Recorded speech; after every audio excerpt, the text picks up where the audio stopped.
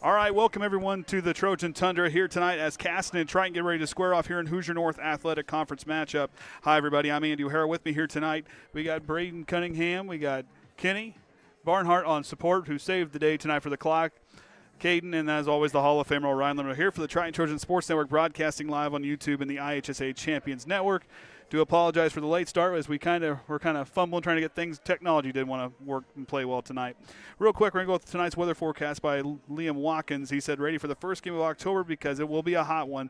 At the start of the game, it will be about 82 degrees with mild humidity and no wind or clouds. As the game approaches halftime, temperatures should be around 76 degrees with no change to other conditions by the game's end. Temperatures could be as low as 70 degrees. Overall, a beautiful night for football and possibly the last game that it's this warm for the rest of the season. You talk about one to be good for the rest of the season. You got two teams tonight trying to get back in the win column. Yeah, they're coming off of loss, both of them. I mean, they had a win before. They know what it's like to get that win, and they're just trying to, get it back tonight. And you go back to Triton, coming off of that tough loss against North Judson last week.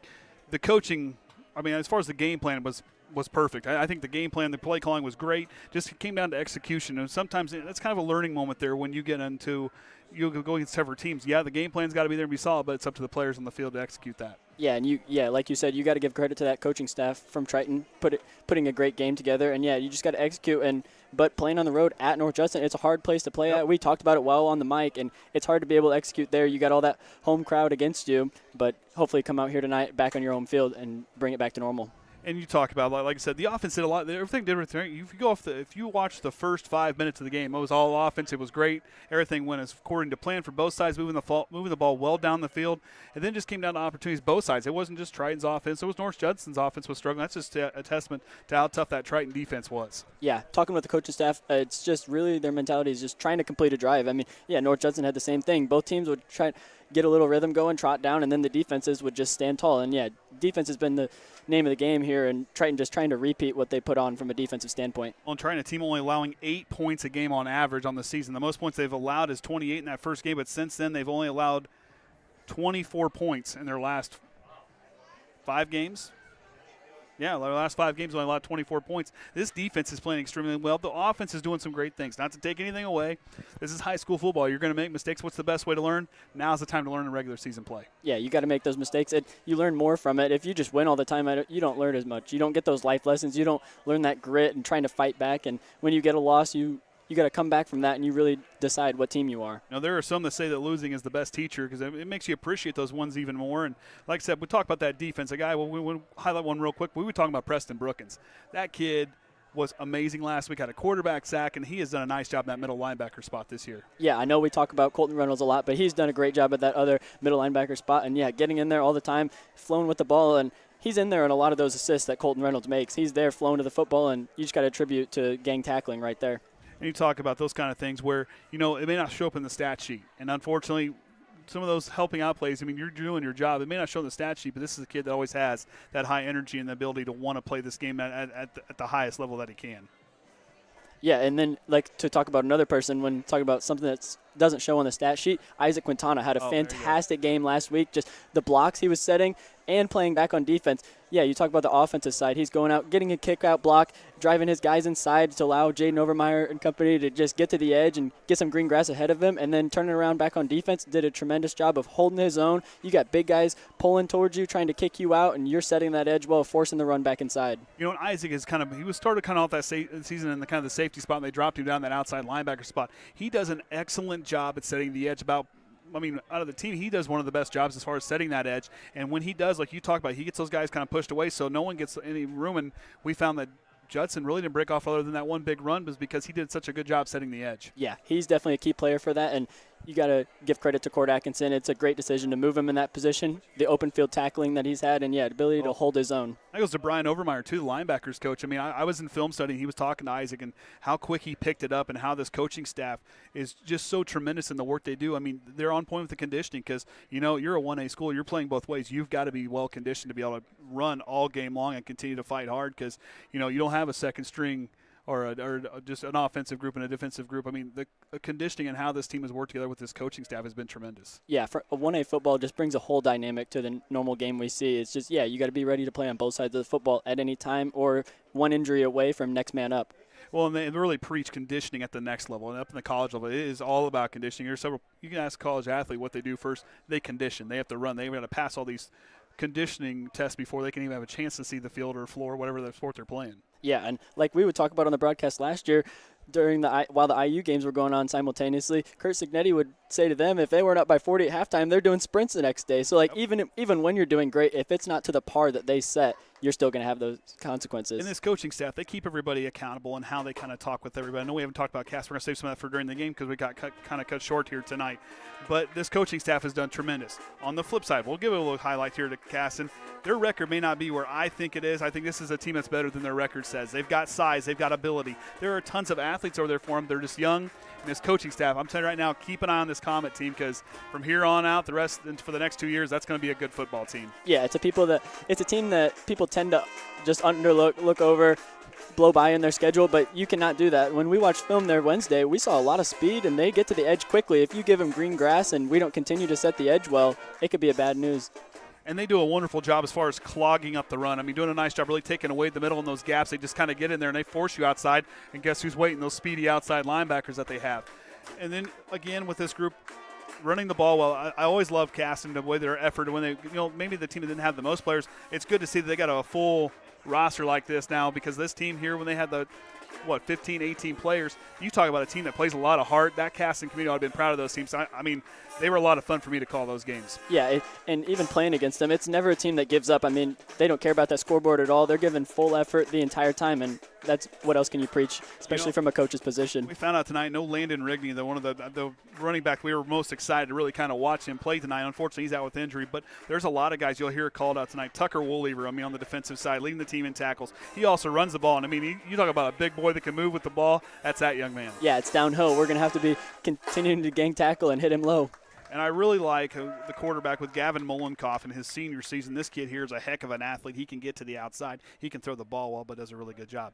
We are going to take a quick break here. Oh, not yet. That's not 6:56 yet. Team hasn't got out here yet. But you look at these two sides tonight. The John Harrell prediction is 28-14. I think that's a fair assessment. Not that Triton's offense is bad. That just shows this Caston team shows up to play. Yeah, they're always ready. And when you're playing Caston, even on your home turf, it's going to be a dogfight the whole time. And, yeah, I really think that we got to see, especially for Triton side, I'm asking a lot from the O-line here tonight. We saw some things on film, watching that game back from North Judson, some people missing blocks, not getting to assignments, and we just got to make sure we turn our body, create those holes, allow our running backs plenty of room to just get through so they don't have to spend so much time dancing in the backfield. And we talk about, Castons throw the ball up, but when they do, those guys get out and move. And so you talk about speed. Triton's going to have to do another good job in the open field bringing those guys down because they're going to attack them in different spots. They're going to suck you in with that run, but they kind of bunch everything up. They don't really spread things out a whole lot, as we kind of watched on film, but they do a nice job getting those little short to intermediate routes and moving the chains. Yeah, if they start to condition our defense to just think run, we start sending a little too much pressure, we get beat deep behind us, it could be bad news. Big plays could happen. As this tonight will be the 41st meeting since 1970. Triton leads the all-time series 28-12 as here come the Trojans as they take the field, led out by Colt Reynolds and Cam Callahan. But these guys, like I said, they're a lot of fun to watch, and there's a lot of other guys we'll talk about as the night goes on with this Triton team. We've kind of talked. You go with the ripcord the other week. Gavin Riffle, that kid and what he did, he stepped up. Like you said, it may not be the plays that show up in the playbook, but there's the plays that you go back and remember and say, hey, film study on Saturday, hey, Gavin, this right here was great, and that's what that kid does. Exactly, yeah. There's a difference between the average spectator and what you see on the big plays and who you think deserves all the credit compared to a person that really knows how to dig deep and dive up and just pick apart football, and you really look at it, and, you start to notice those bigger things and those little small things that create those big plays. And those things are really important with everything that they do and how they set things up, and I think we should be in good for a good football game here tonight, and we'll kind of see how it goes. But again, thanks to Kenny for helping make the scoreboard work. We thought we had it, but Orion and I were pulling hair. Hey, he's got the special. I think that thing's just scared of him. Yeah.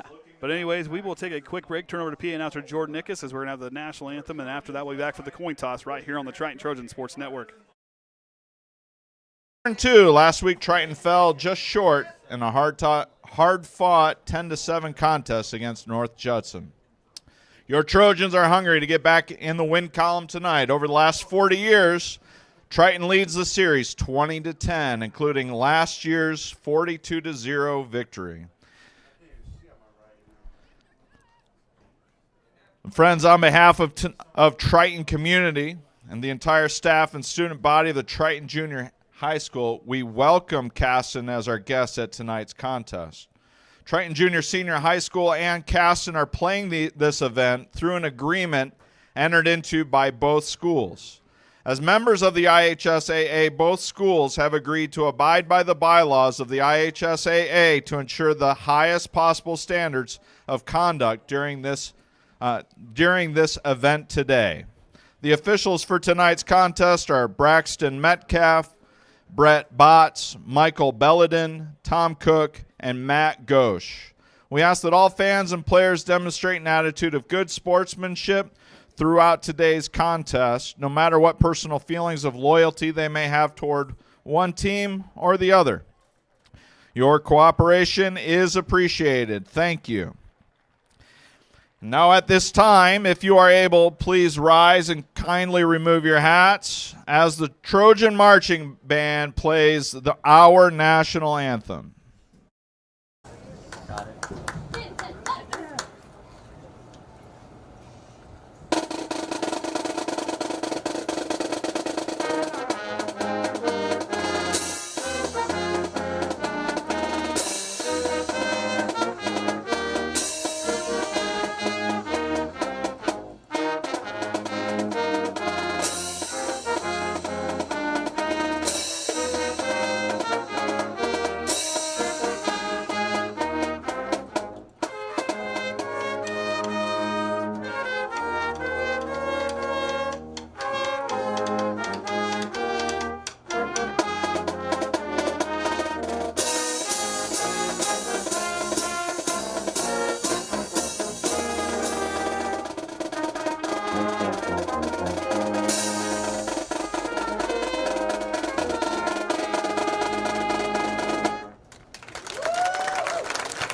Thank you, Triton Trojans Marching Band.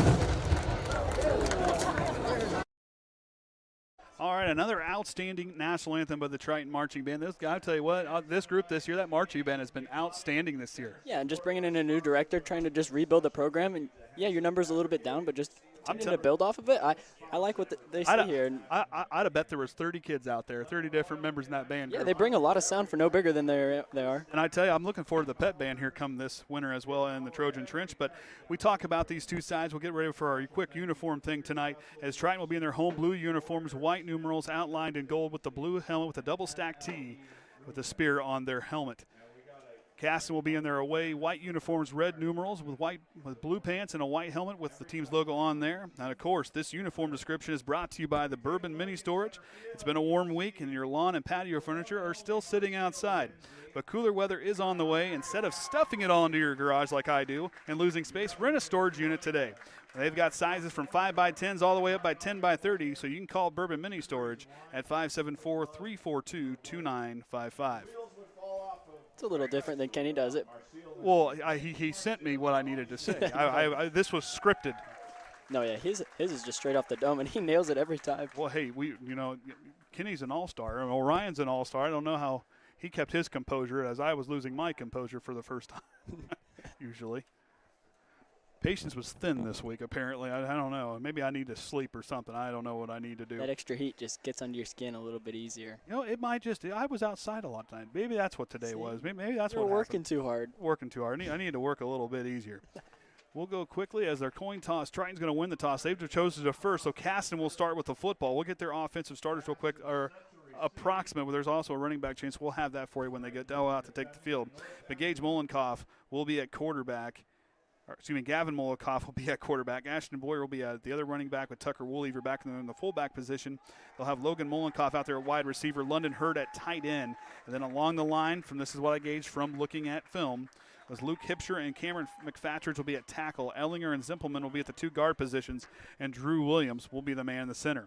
Triton's defensive starters, you'll have Brady Shue and Kyle Cummins on the interior defensive line with Vinny Prater and Jaden Overmeyer, the two speedsters on the defensive end positions. the 4 linebackers at outside. You'll have Gavin Riffle and Ryder Gayhart, the 2 outside linebacker positions, with Isaac Quintana at the other outside linebacker position, with Colton Reynolds and Preston Brookins man in the middle. The 2 defensive backs up deep would be Caden Bradley, and I believe they'll throw Ryder kind of up there as well, or Cam Callahan, a defensive back, and Gage Riffle will be the single high safety. So Franklin Sullivan to kick has done a nice job here as of late kicking the football to start off kicks. Has 389 kickoff yards here this year on 9 kickoffs. He's averaging 43 yards a kick. Putting that leg into it. I like seeing the big guys out there getting some work. I like seeing those bigger numbers out there. I do appreciate the specialists, but I have a soft spot for those guys with the higher numbers. Oh, yeah. If you ask Jackson, Dad wants him on the line. Sullivan kicks that one. It's a line drive kick. It's going to be picked up there and taken off by Reed Summers. Summers trying to find the outside. He's got some space. Summers, and he lost the football. And Triton will fall. I believe that was Vinny Prater. No, it was not Vinny. No, it was Colton Reynolds coming in, and he will get the fumble, and Triton will start with the football. Yeah, we'll take another look at that here. See from Caden's point of view. We do a good job of flowing down there. Great kick. Dies perfectly. Another good one by Franklin. And then, yeah, Franklin is even there to get on the tackle. And I can't even see who knocked that away for sure. All I saw was I thought Summers was going to slide, but it looked like Colton, was the one who recovered it at least. And that's a big takeaway because that was starting to be a good return by them. Well, we had the other off starters. We'll get those here in just a minute as Riffle will lead the offense out there with Overmeyer and Gayhart in the backfield. Quintana in the H-back position left. Cam Callahan splits out right as Quintana goes in motion, going outside to Overmeyer, who gets brought down. Good effort there on the tackling by number 65, Parker Zimpleman. We'll go with that Triton offense led out there by Gage Riffle at quarterback. Overmeyer and Gavin Riffle will be at the 2 running back positions with Quintana. Maddox Denny at tight end with Callahan on one of the wide receiver spots. Brady Shue, Charlie Worsham, the 2 bookends with Prater and Reynolds at the 2 guard spots with Preston Brookins, the manning the middle. They're going to split 4 guys out wide with Callahan, Quintana, Denny, and Overmeyer. Gayhart's here on the near side. Caston's going to shift defensively as Gayhart goes in motion, and they're going to keep it with Riffle. He's working up the middle, and a good defensive stop there by, I believe that on the tackle was London Hurd. And now that Caston defense with Parker Zimpleman, Jake Farr, Jaden Cox, and Braden Unger all along the defensive line, with Ashton Bowyer, Tucker Woolever, Gavin Mollenkopf in the linebacker positions. Logan Mollenkopf and Gage Minnie are the 2 cornerbacks, and Reed Summers, the safety position up high. You got to give Hurd some credit right there, just holding his own against Vinny Prater, and then, being able to stay home, stay consistent, stay disciplined, and watch that cutback. Overmeyer gets the carry at the middle, and the Comets are going to stop him on 3rd down. What a tackle there. I believe on the tackle was number 8, Braden Unger. Yeah, and the Comets starting good right now. Yeah, you have that takeaway on special teams, but your defense just comes out. You act like you didn't even get it to start the half. And Triton's going to go for it on 4th down here. I like this move simply because you got it in good field position, and why not? Yeah, you didn't expect to start off with this ball. You get a good takeaway on your kickoff as you get down there, force a fumble, recover it. I like this play right here. Offensive line takes shape, picking out their assignments. Riffle works out of the pistol. Throws in the middle. There's Maddox Denny. Mad Dog's got it. Mad Dog's by himself. Touchdown, Maddox Denny. 28-yard touchdown. Let's get another look at that. It's something we didn't see connect last week. It was right there. The connection was just super close, and we've been waiting to see it get to Maddox Denny's hands and able to connect right there. The Comets expecting that run, and then you get that little dump over top. Works perfectly there for the Trojans. When we talked about it watching film and how that worked out with that group, we said, I love that play, and it's going to be there. And Triton has been trying to run that play, and it's worked. We got a flag over there on the far side of the field. The extra point is good. We'll see what the flag is on the far official. But, yeah, let's get another look from the view up top here. Just a beautiful pitch and catch, and he had plenty of room. Straight green grass ahead of him. So I guess they're going to wave off the flag. Oh, maybe. So offsides on the Comets, I think. Okay. Offsides and declined, and so penalty doesn't count? I guess so. There we go. Got to be less penalties on the Broncos game on Monday night. My goodness. They ran out of flags. Don't even talk about the Colts game. Yeah, well. Adonai Mitchell costing us 2 touchdowns. Man, he better not do that. I'm going out of this one against the Raiders this Sunday. That was a lonely place to sit for him on the sideline. Yeah. So back deep to return will be Bowyer and Reed Summers. Summers, of course, fumbled on that last kickoff return.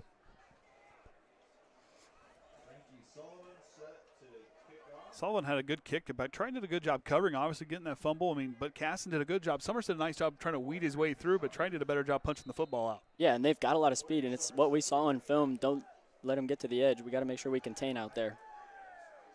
Sullivan now to send it away. Another line drive kick, this time going to push it over, and Summers is going to let Bowyer pick it up. Bowyer trying to get to the outside. He's got a good block there, and he'll get to the push out the sideline, and that's where the Caston offense now will get their first opportunity here in this first quarter. Tyler Payton on the tackle. Still a pretty good return for the Comets nonetheless. You're in plus, get it past the 20. That's extra yards there. 20 from their own 27-yard line. 1st and 10. As Gavin Mollenkopf will lead his offense out there. He'll work under center, takes a quick look. 2 wide receivers stacked to the near side. Going back to throw, fakes it. Now he's going to go back the other way. Good fake there. He caught Triton napping. Overmeyer trying to trip him up. Quintana forces him out, and about a gain of 9 there on the play. And I like that decision to just come out, try to take a shot. Yeah, it didn't go your way to start the football game, and Triton put some points on the board. So, yeah, go off, take a shot, try to catch him sleeping, and then you don't see it. All the routes are covered up, so you just take it, roll to the other side. Picks up a good gain right there. So a gain of 5, rather.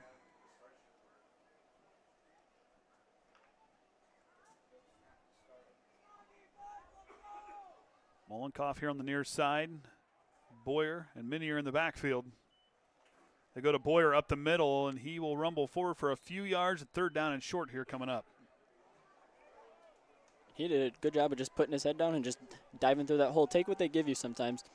Sometimes we see, especially at this level, where sometimes those running backs get a little carried away just trying to dance in the backfield and trying to get to the outside too much.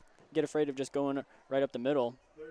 Triton defensively has been very good against teams on 3rd down. 18 of 56 on 3rd down conversions, 32% on the year. That's a good defense, knows how to stop teams on 3rd down. Yeah, if they're trying to get them to 3rd down, and it's been pretty consistent from there. So 3rd down and 2 from their own 35. Mollenkopf back to Bowyer, and the Triton defense sniffs it out. It's going to get him short of the line of gain. Might have got a yard, maybe. So 4th down coming up. Reynolds again on the tackle. And I like that recognition there by their single high safety Gage Riffle. Just recognizing they're sending it up the middle right there. He creeps up into the box and helps out on the run support. Good job there by him. Always love to see a safety getting involved. It appears the moment the Comets are going to go for it. Cortland Learns, we talk about leading the team in tackles coming into today with 72 tackles total on the year. And trying to bully forward, and I think Mollenkopf might have got the 1st down. It looks like he got low enough leverage to get through the line. Mollenkopf with a carry. Yeah, and they get it. With the tackle, but not before a Comet. Yeah, and a good job by them. It looks like we were a little late off the snap count. They fired off a little bit quicker than we did and able to extend that drive. It was a nice job by Mollenkopf to kind of go in there and kind of get between the right guard and the center, see that little seam and get that ball forward. Yeah, you just take what the defense gives you, see where they're lining up, see where their linebackers and everybody are showing blitz, and just take the only gap they'll give you. 1st down and 10 now as they're going to send Woolever in motion. And the fumble on the field, a mishandled snap, and I believe Triton might have fell on it. And Triton has the football. Another fumble recovery for the Trojans. Yeah, we'll take another look at this here. Yeah, just not able to secure it. Looks like the handoff was a little low, right below his pocket. That's why when we run running back drills, we say get those hands, create a lot of space. Allow that quarterback to just place it right in your gut, and then you clamp down over it and hold 2 arms through as you run through that traffic up the middle. And Triton now will get started another time in the 2nd drive here in Comet territory to start the ball game. Yeah, Comets starting off with 2 turnovers, but you can't hang your head, and they're not a team that typically does so. Triton with three wide receivers split, two to either side. Riffle going to try to leave it up high. Miscommunication. Mollenkopf's going to get the interception. And Caston gets the football back, an INT. Miscommunication there on the play. The Triton coaching staff, very confused. There's some miscommunication. Cam Callahan thinking it was a run play, trying to go out and get a block.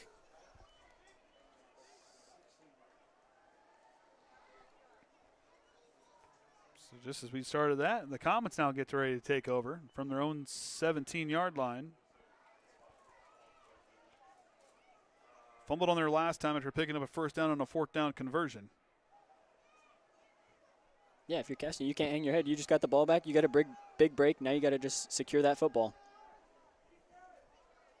Summers in motion as Mollenkopf back to throw, throws it to the flat. Here comes Riffle to bring him down. What an open field tackle by Riffle. The mailman delivers a big hit there on first down. And that's something we've seen all season, just going right there and just lowering his head, making a break.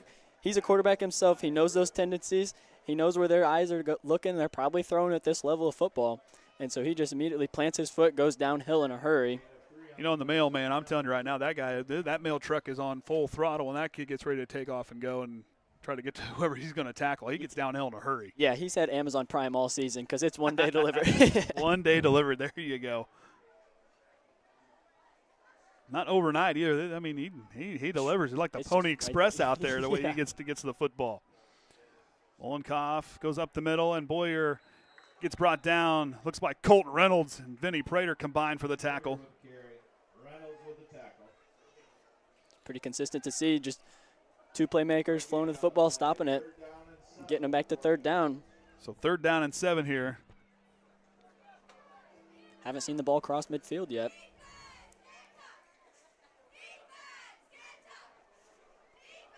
If you're Triton, you do a good job of stopping them on third. Try to get that ball back, get your offense back out there, clear up those miscommunications. Caston now 3rd down, a long way to go. Mollenkopf going to step back and going to roll right, tries to sling it to Summer. Oh, he's going to get Logan Mollenkopf, and he gets tackled. Pushed out of bounds. First down for the Comets. Big 3rd down conversion for them there. It looks like the Trojans just lost for which one it was going to. But yeah, Mollenkopf doing a good job of just sitting there right open. And that's just another pitch and catch, extend the drive. And that was one thing watching on film. This team here, you know, they may not get you those home run plays, but they move the chains efficiently as a football team. Yeah, they find a way to just get the gaps. They'll mix it up. Their difference of run and pass, even though they don't spread it out, they do a good job of just creating misdirection.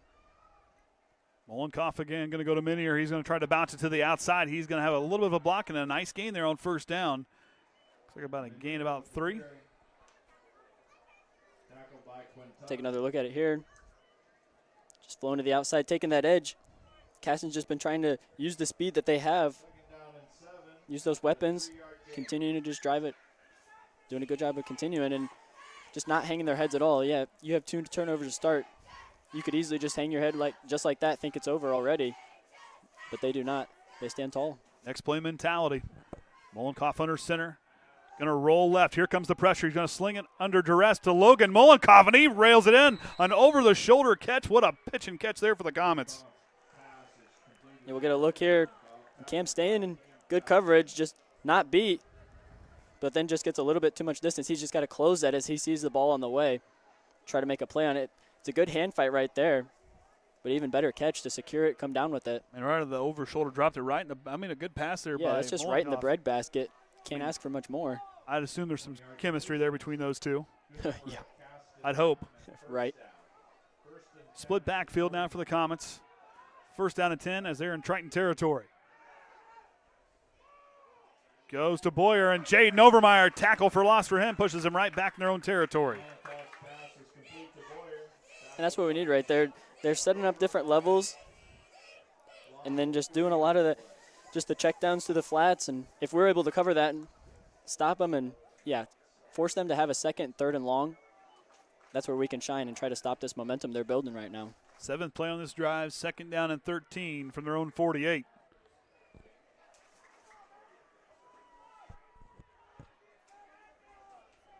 Mollenkopf settles in.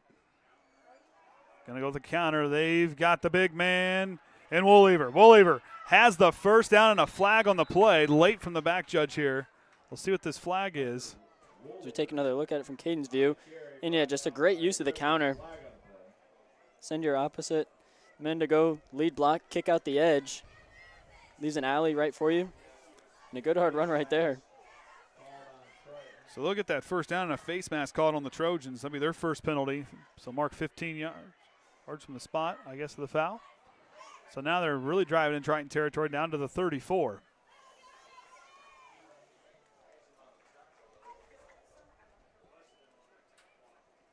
Now for Triton, I mean, Caston's starting to build a good drive here and try it against you. You gotta stop it, get the ball back, get a takeaway, force the fumble. They've shown that they have a little bit of issue just trying to take care of it on those handoffs. Try to get in there and cause havoc.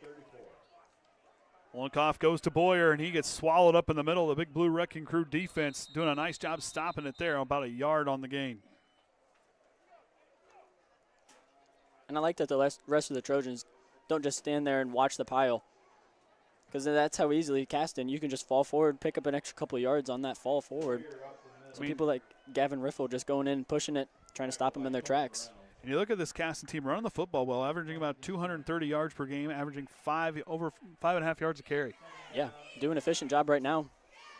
Controlling the clock, that's a big thing. You're taking off that high-octane Triton offense off the field and making them work on defense all here in most of this first quarter. Yeah, taking advantage of takeaways, and they're doing that right now off that interception. 9-play drive right now, over just pushing 6 minutes here. And a sack. Vinny Prater, the Stallion, breaks free. And a great play, and we were waiting on that pressure, either him or Jaden Overmeyer. We see it a lot.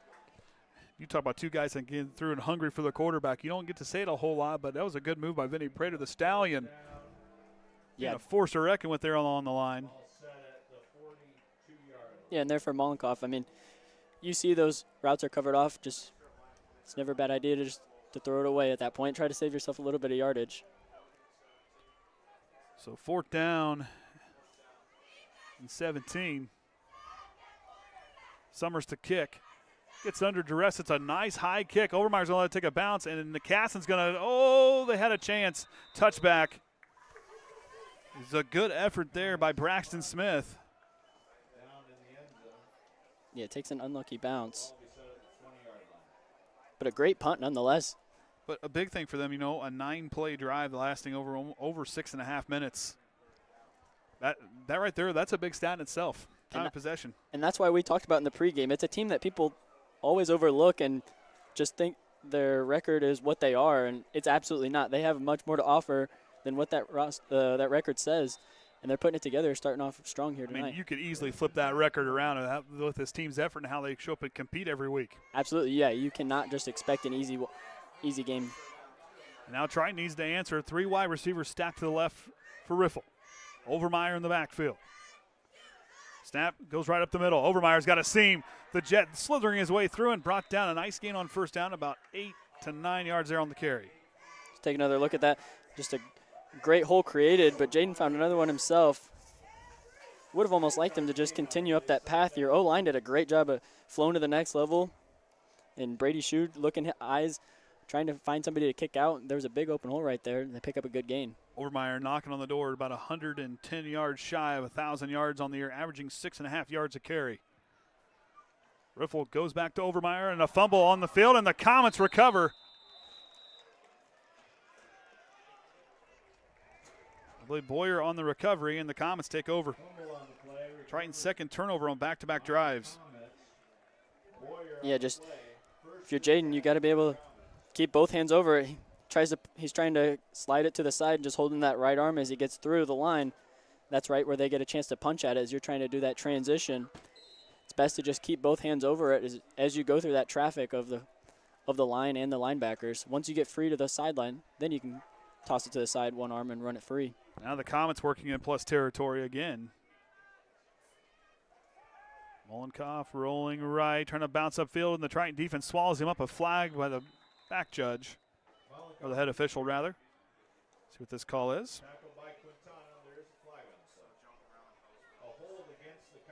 So a 10-yard loss there on the holding call.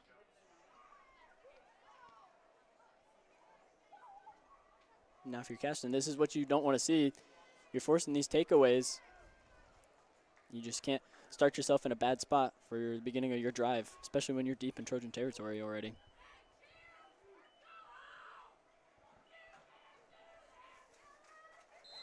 Student sections we're talking. Second down and 20, or first down and 24, the Comets after the penalty. The Triton 37-yard line. Back to Bowyer, slithering his way through. Franklin Sullivan going to help bring him down with ripcord. Gavin Riffle in there to bring him down, ripping away. Trying to rip at that ball, trying to get it back. That's what they're trying to do right now. Just a bunch of takeaways on both sides. But yeah, if you're Triton, I want to see that defensive line just close those gaps, fight against those blocks. Because number 10 is just running right up the middle and just head down, picking up a lot of yardage. Second down and long, inside a minute to go here in the first quarter. Triton by 7. Caston now working in Triton territory. Back to Bowyer, and he runs right into that big blue wrecking crew, Preston Brookins and company. Trying to see who else is in there. Looked like Colton Reynolds and Preston Brookins, the two middle linebackers, combined for the tackle from this angle. Yep, you see him. High five right there. Good job of just flowing together. They've been a force to be reckoned with at that middle linebacking crew. Not much escapes them up the middle. They floated the football very well, and yeah, forcing the Comets into the third and very long. Comets don't have to run a play. I think they're going to let this clock run out. That might be the end of the second quarter, or the first quarter. Hitting ready to head into the second quarter. And that's going to do it for the first quarter. Triton leads 7-0. We'll take a break. Be back here in just a moment on the Triton Trojan Sports Network.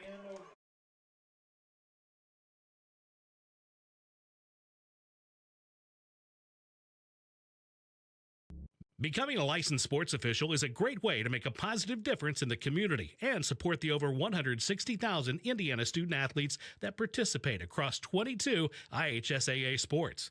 Sports officiating allows you to stay connected to the game, become a role model for our young student athletes, earn extra money, and support the patrons and communities of our IHSAA member schools. To learn more about becoming a licensed IHSAA official, text OFFICIAL to 317-943-9030. The benefits of choosing a career in the union construction industry are truly limitless. Some of the things that I've worked on that I'm extremely proud of are some of the pipe racks that we just built for Eli Lilly. Yeah, there's a lot of different avenues to grow and to advance in your career. If you're a senior and college isn't for you, in the trades, there's so many opportunities. You get to work with your hands, you get trained for free, and the options are unlimited. You can do so many different things with this career.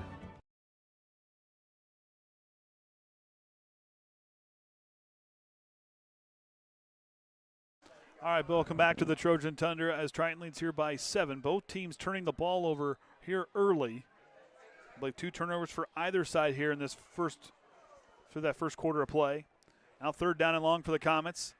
Oh, up the middle, and Triton's going to read it well, and none other, Jaden Overmeyer, the Jet, does a good job taking away the hole and bringing him down. Yeah, they saw the Trojan defense sees they got a good gain on that counter the first time. We see a player a little shaken up. Woolever on the carry. An official timeout as Woolever looks to be shaken up. Hope he's all right. Never want to see anybody get banged up. My guy got rolled up on there on that play. Yeah, a lot of guys greeting him. Yeah, Preston Brookins and Colton and Vinny and Jaden Overmeyer. I mean, that's a rough group of 4 to be greeted with on that counter. But, yeah, Triton do a good job of stop it. They saw the gain go good for Caston the first time they ran it and not going to allow it to happen again. Jaden doing a good job of staying home on that, being aware of those counters coming his way now. So the Comets going to work here on 4th down and long. Mollenkopf going to step back in the pocket, has time, slings it left. He's got Logan. And this time another grab by Logan, brought down by Cam Callahan. Another nice pitch and catch between number 5 and number 4. And that's what we talked about, allowing him just time in that pocket, moving around a little bit and able to set his feet, place a ball, and just a good high point and catch right there. And now working first down goal to go. Yeah, the Comets just continuing to extend their drives on big 4th down plays. A 28-yard pass there. Triton, this is what you talked about. You cannot start off slow against this team. And Brady Shue rolling through, wrapping him up and bringing him down. Might have pushed him back a yard. Bowyer with carry. Brady. Yeah, he immediately sniffed it out, fought against that down block, got through heel depth, makes a good play. You talk about rhythm being a big thing in the ballgame for either side, not really finding that rhythm here in this first half. It's been kind of like the way our broadcast started. There was no rhythm to start this broadcast either. I think that should have been our telltale sign that things were going to be a little just out of rhythm here tonight. We were having a little issues up here with technical difficulties. You got it figured out. And I didn't get it figured out. Well, Kenny came in and saved the day. Well, Ryan did his thing, so give those guys credit. Yeah, shout out to tech support. And try to go outside. Reed Summers here's coming over Meyer, and he will just about trip him up. But Summers, he fumbles it at the goal line. And I think they're going to call him down at the 1. So take another look at it. And good job getting outside. Jaden trying to get that shoestring tackle, but stays on his feet. And then, the ball comes out. They've got 5 first downs here in this first half. 1 for 4 on third down, but they've converted twice on fourth down. Even down one of their running backs, they show that they've got a lot of potential here. We talked about that in watching film yet on Wednesday. They're trying to use the tush push to get in, and I believe Caston has a touchdown. Mollenkopf punches it in from a yard away. Take another look at it. Just a great effort, and you see it there on Sunday nights with the Philadelphia Eagles. Sorry, a little too soon. Oh, no. It ain't over yet. They haven't played yet. Just we'll see. We'll see. I'll avoid Sunday nights. There you go. Summers to kick. Logan Mollenkopf to hold. Kick is up and splits the uprights. We're tied at 7 here after a 8-play drive lasting over 4 minutes for the Comets.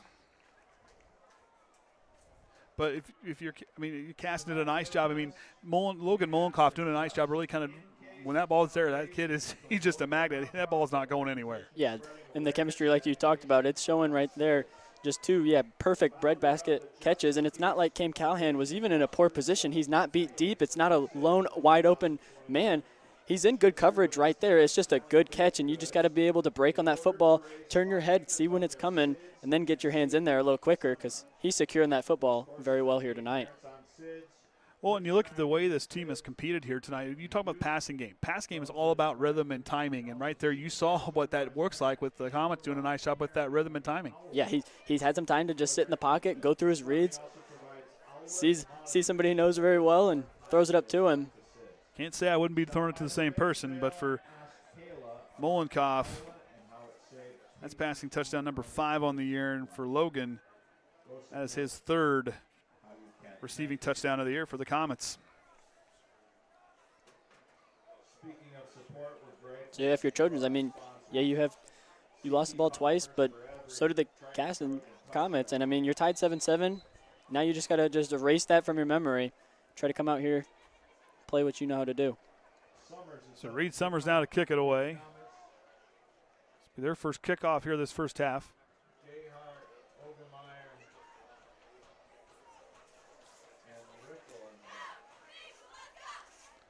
Summers kicks it high into the air. Ryder Gayhart going to catch it there at the 20 and try to go to work. And full throttle all the way up to the 35. A gain of 15 on the return by Ryder.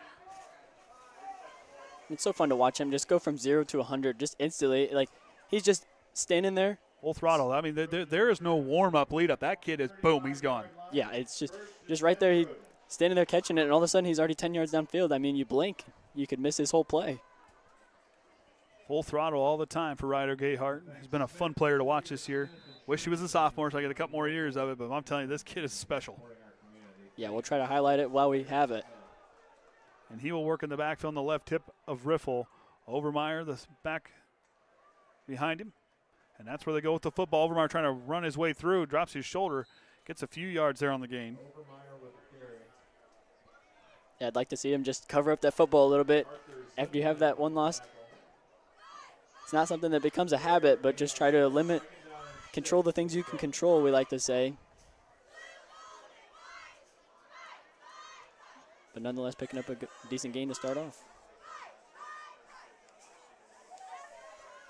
Riffle back to work. Callahan, the wide receiver, to the left.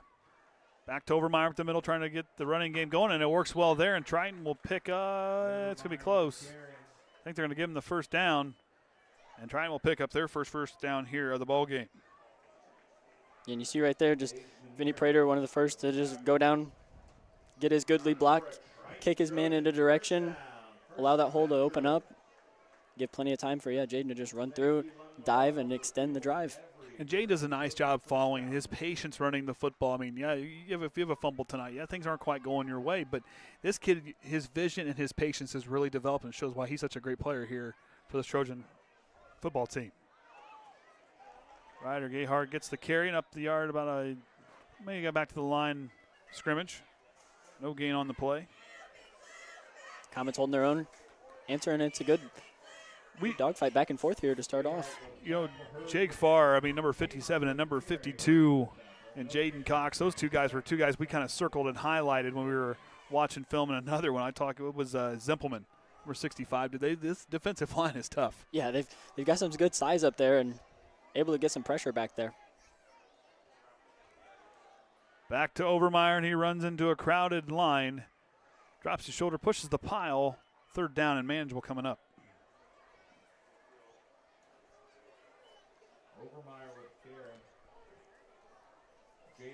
And I like the way it's starting off, just back and forth here. It's always how it is.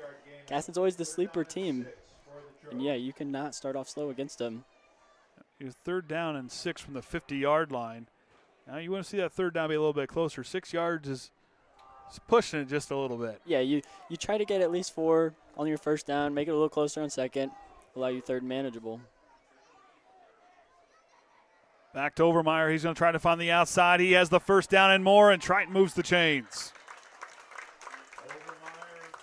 Don't tell Jaden Overmeyer that. He'll just move the chains. I was just about to say, I was like, but we cannot doubt the Trojan offense because they have that playmaking ability.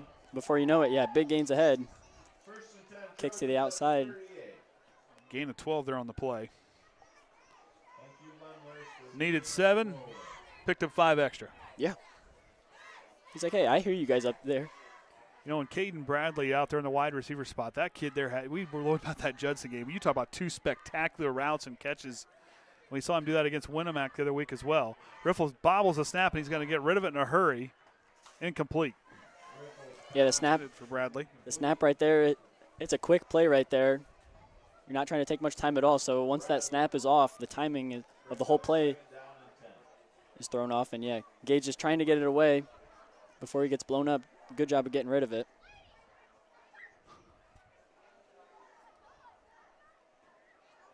But, we talked a lot about Caden Bradley. There's a couple players we picked out as, the ones we saw making great plays out there, and he was one of those. Watch out for those gloves when he's out there. Tall snap for Riffle. He's got to bring it down. Now he's got to run with it. He's not going to get back to the line to gain a loss on the play of about 7 yards, 6 yards.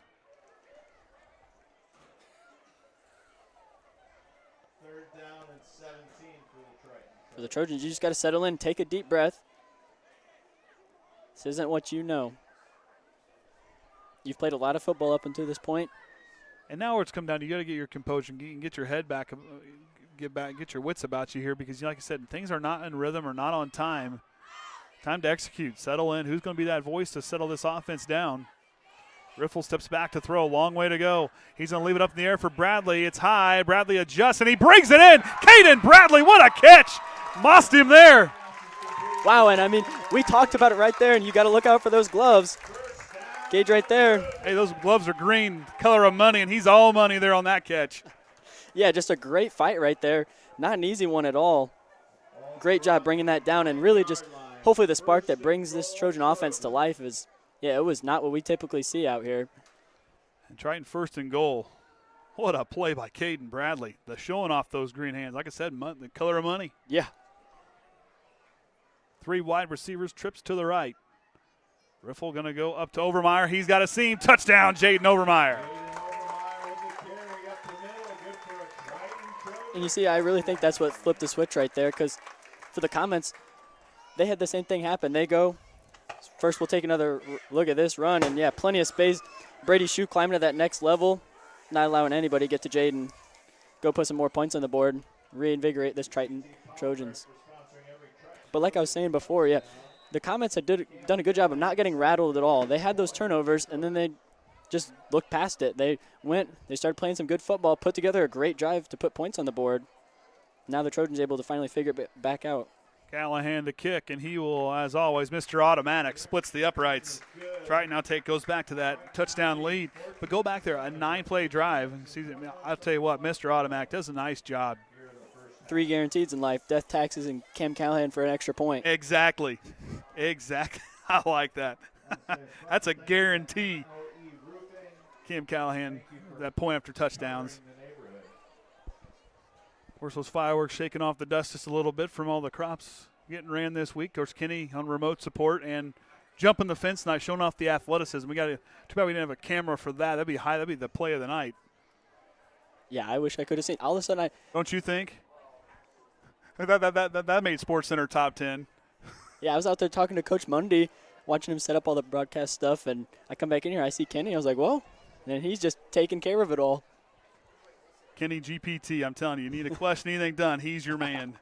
Oh, now Ryan, don't you agree, Kenny GPT? Whatever you need, he'll answer it. He'll fix it.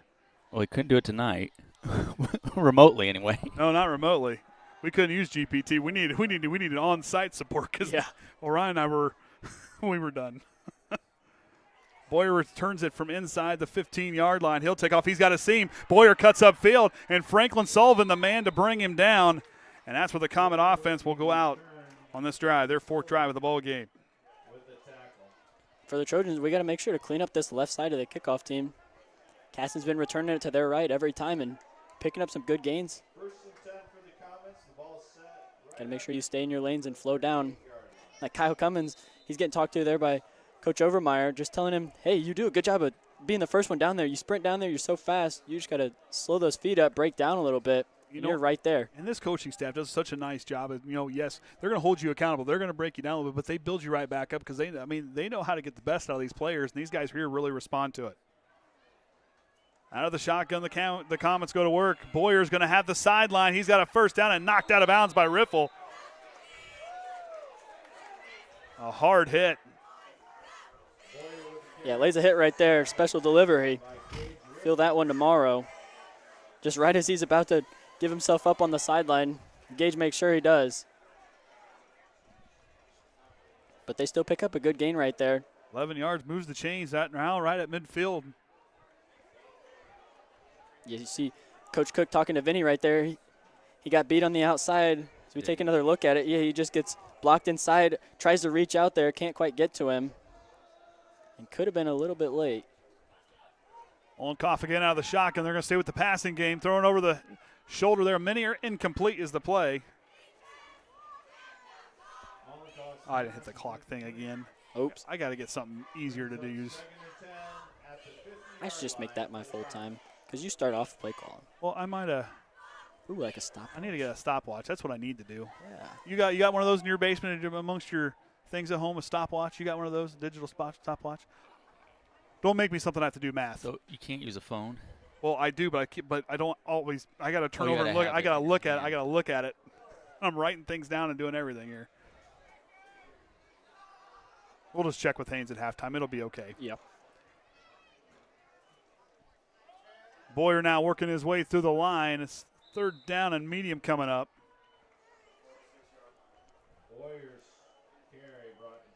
And, yeah, so far the Trojans have done a good job of just stopping that middle for the most part. A couple plays here and there where Bauer just dives forward, picks up a good gain, but mostly Bauer? been out. Did I been saying it wrong? Oh, Bowyer. Okay, I was making sure. Sorry, I'm thinking of Brock Bowers. Well, you worked on pronunciation tonight as we were running around like chickens with our heads. That's my cut fault. off. I'm thinking of the Raiders game Sunday. Brock Bowers. Jeez. Hey, we're Friday night here. We gotta reel it in here, pal. Yeah, my fault. It's all right. It happens. We get sidetracked. Direct snap to the running back as we're going to go to Reed Summers, and Jaden Overmeyer gets her, but initially on the hit was Brady Shue stopping him on 3rd down. And here comes the punt team. Yeah, Caston trying to go back to that counter play because it worked great for them the first time. But, yeah, Brady Shue greets him first to kind of slow him up. And then you get Preston Brookins and Jaden Overmeyer there to secure it, take him down. Good job there. So we see Charlie and Blake Ousley come in. I know Charlie Worsham. I talked to him last night. He was all ready to go for this game. Bodyguard's ready to go to work. Summers, another nice high kick. It's going to be a little short. Plenty of hang time. And it'll be downed there by Braxton Smith. I like that I can read things and the lights are off and I can see through the windows tonight. Yeah, and it's just easier on the eyes. Gives me a little bit of a headache sometimes. It's nice that it got dark pretty quick. Don't you agree? He's not listening to me again, are you? No. You never listen to me. Oh, I tell you, never. The lights last week at Hudson, yeah. You're just I'm just teasing. I'm just teasing. Oh. Feels good to be back home. It does feel good to be back home. It's nice that it's cooling down a little bit, too. Yes, it is. 3 wide receivers to the left, Triton here on their drive. Goes to Overmeyer. He has a seam, and up the field he goes. Overmeyer's got a first down and more. 1 man to beat. Summers pushes him out of bounds as he works his way near midfield.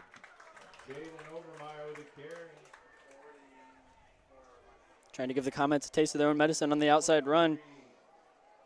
Jaden always finds a way to get to the edge, even when it looks like there's nothing there. Yeah, Summers the right one just to push him out. Save the touchdown. But not before they pick up a good gain.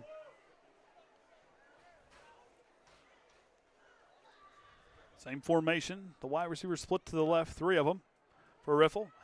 Goes right up the middle to Overmeyer, and he drops the shoulder and goes through, but a good tackle there, I believe. Braxton Smith and Bowyer combined for that one. Yeah, he lowers his shoulder. Lays a good truck right there. The Comets hold him to a short gain. The ripcord checks in. He'll ring in the play. But, you know, Jaden, I just love watching him. He's physical. He's physical. He's got finesse. The kid can do it all. It's with the running back position and what you want to see. He can change his speeds up. He can be a power back. He can be an elusive back. That's what you want to see from your tailback. Yeah, he'll be downhill. Yeah, just Jack lower of that all shoulder trades. or just fancy feet. Slings it left to Quintana. He's got a speed. The Iceman with the first down and continues to go, cleaning his way up the field. Take another look at that as sets up, does a little jump to get it, and then Caden just giving full effort to continue to hold that outside block. Then Quintana just laying some stiff arms and faking like he's about to go outside of bounds. Get a little juke right there. Good play there by him. Isaac Quintana, I tell you, do it all. I mean, there's a lot of guys here that can do a lot of good things. The specialists are out there for this team. As Overmeyer gets the carry again, up he goes. Another nice block there on the right side, opening up the hole for him. Gain about 5 or 6 there on the play. And I like that you bring that up, talking about some sort of Swiss Army knives we have on the team. And it's something I love about the 1A football. It's different because, yeah, you have to play both sides of the football. You have to make sure you are not just good on one side of the ball. Yeah, you can make some plays on offense. You can run with it. But you also got to be physical and go lay a hit there on defense as well. 3 wide receivers to the right. Back to Overmeyer, and this time he'll get brought down. Unger on the tackle. We just got to be a little bit quicker firing off if we want to go up the middle there. Try to get those gaps there in a hurry. The Comets do a good job of closing it up. We talked about that there in pregame. Both teams are very equipped with the gang tackling. So stay tuned during halftime. The 8U and 10U players will be recognized. I'm going to have one of those next year. Oh, wow. Does that have – wow. We had the conversation. I'm all fired up now. Basketball. He starts basketball at the end of the month. Oh, yeah. October's a fun month. Riffle now going to go the option play to the right side. Overmeyer's got to work on the outside. A holding call is going to bring this one back. Overmeyer pushed out of bounds on the play. However, there's a penalty flag. This one might be coming back.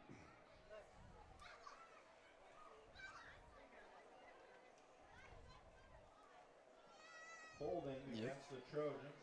It's a 10-yard penalty. After Looked like it might have been Charlie Warshan there, just trying to hold that edge a little longer. As soon as he's away from you, you got to just let go.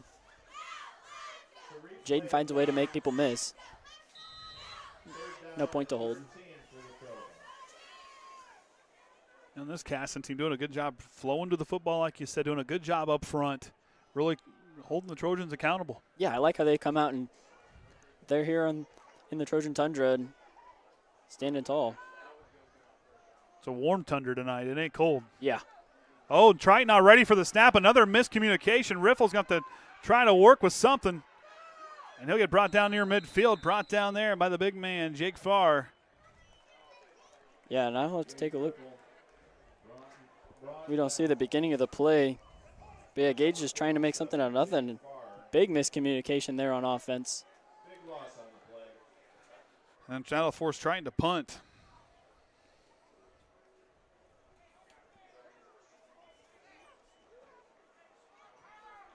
Yeah, hopefully they get that figured out there on the sideline. I imagine the locker room's not going to be a friendly place here for the Trojans. Not really, everything really not going their way. A lot of silly mistakes for this Triton team. You haven't really seen those kind of mistakes by this team this year. End over end. A tough one, and it's bottled by Summers, but falls on top of it. Vinny Prater making sure he wasn't going to get up and run. So the Comets will start with the football with 59 seconds to go here before halftime. Yeah, it's been taken away quickly. But yeah, just not very typical of what we see from the Trojan team. And we've talked about in the previous weeks how they've done a good job of just building upon each game, getting a little bit better, trying to execute a little bit cleaner. Well, we talked about in the pregame, you know, the game plan, coaches can draw it up, but it comes down to execution on the field, and right now just not quite finding their gear. A lot of the growing up's going to have to do for the Trojans there in the halftime locker room, but a lot of that credit is how this Comets team has played, and a false start on the offense. We'll stop it there and move it back. False start on the Comets.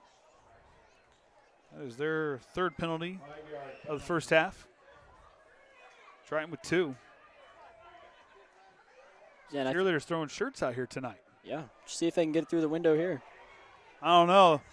The TTSN one down there, she has a rocket. I bet she could have hit that one right there. I should have told her she had aimed for the. You could breadbasket that. I could, right? I mean, I can catch. Look like Mollenkopf out there. I don't know. I might be a little more Caden Bradley. That. Oh yeah. Contested. Yeah, you got to have the pressure. I got the pressure. I'll drop it if I'm by myself. Mollenkopf back to throw. Here comes the pressure. He gets hit as he throws, overthrows his receiver, incomplete. Mollenkoff's pass is incomplete. See who. Down at 15 for the Comets. Triton, good interior push on the inside, getting there. And that's what we got to continue to see, because it's tough there for the secondary to stay in position, keep those receivers covered that whole time if we do not have any pressure against that quarterback. If he has all the time in the world to sit and post up in that pocket, look through his progressions, it could be ugly, as they've shown that they already have that timing down. Second down and 15.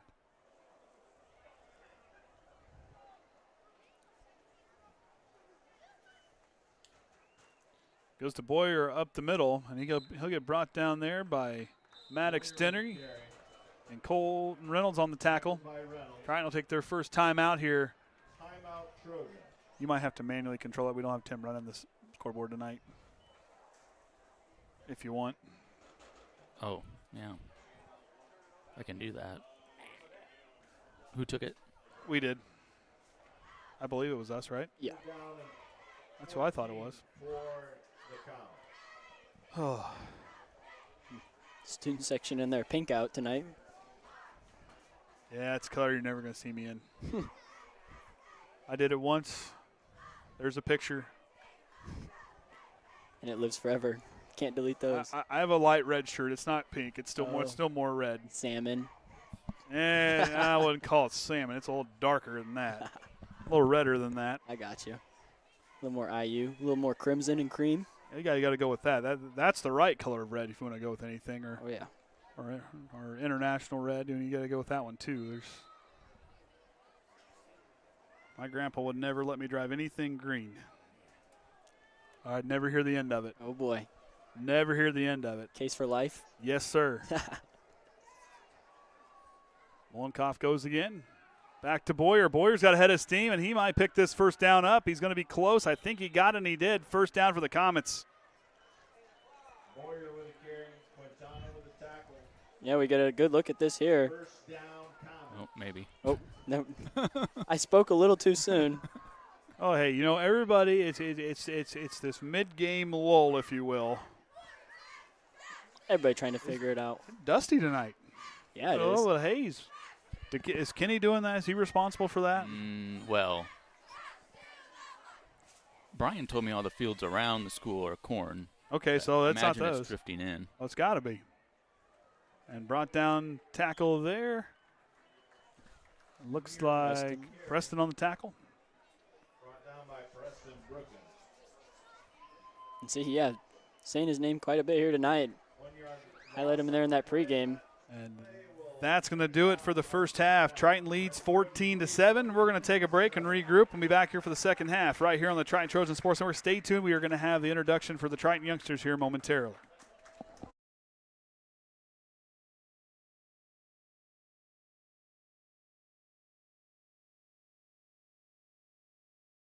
Immediately following their recognition, we'll have a performance by our Triton Trojan Marching Band.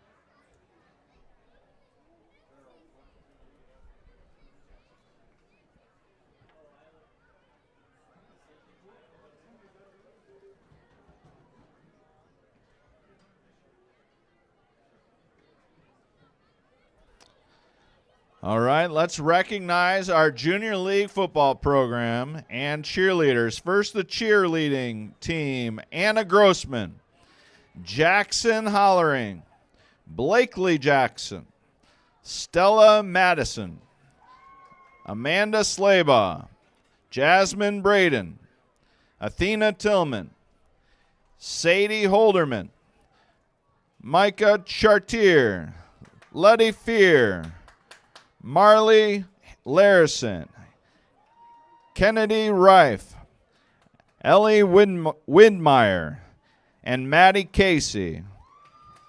And we want to say thank you to coaches Warner, Slaybaugh, and Chartier. That's your Triton Junior League football cheer team.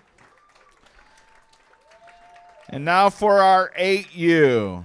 Number 21, Wesson Stewart. Number 22, Owen Amy. Number 23, Caleb Casey. Also number 23 in the what I have, Cameron Montabeno. Number 24, Chris Rodak. Number 25, Caden Vermillion. Number 26, Coulter Krebaum. Number 35, Cohen Brown. Number 37, Braxley Stevens. Number 39, Cruz Pfeiffer. Number 43, Finley Hammond. Number 49, Gabriel Mast. Number 57, Martin Casey Jr. Number 66, Brantley Pfeiffer. And number 84, Hunter Brown. Coaches are Brandon Stewart and Brent Hammond. Thank you, coaches, and that's your 8U football team. And now for your 10U. Number 4, Chance Snow. Number 9, Jesus Menchaca Jr. Number 11, Joshua Larison. Number 13, Case Young. Number 15, Luke Yarbrough. Number 17, Hutch Goodman. Number 18, Brantley Cummins. Number 27, Jet Fear. Number 28, Liam Logan. Number 29, Jonathan Fear. Number 30, Grayson Miller. Number 34, Carson Montabeno. Number 44, Benson Stewart. Number 65, Grayson Stevens. Number 66, Colton Veregi. Number 70, Bennett Sirianni. Number 86, Paisley Chartier. Number 87, Colt Phelps. Number 88, Camden Cook. And number 92, Chase Snow. The coaches are Goodman and Anderson. Thank you, coaches. Thank you, team. Thank you, cheerleaders. You guys have a great rest of your season. Tomorrow night, the 10U plays under the lights at 7 p.m. right here at Triton Trojan Field.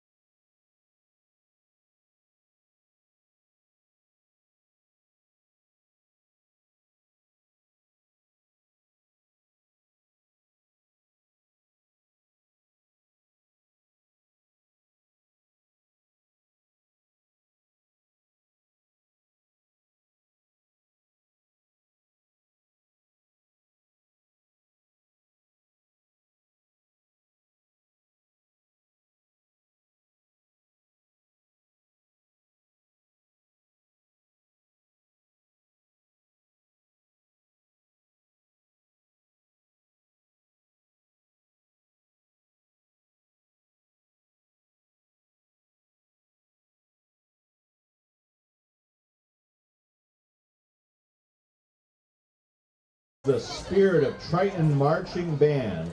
The band's 2025 production is titled Balance. We're grateful for the leadership under the direction of Miss Rebecca Pollock.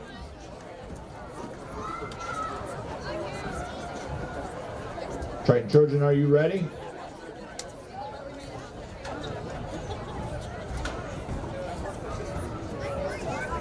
Spirit of Triton Marching Band, you may take the field.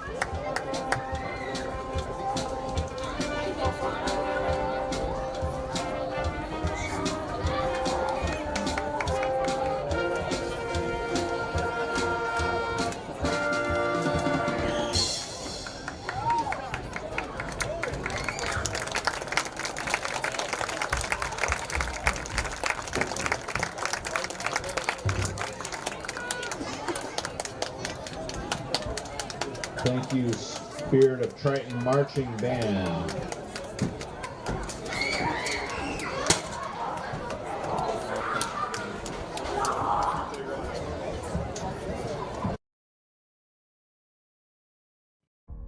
We just got a good group of guys that can shock some people. We know what we're capable of, and there's no secret recipe to that. We're just going to work hard and, get to where we want to get to. Let's go!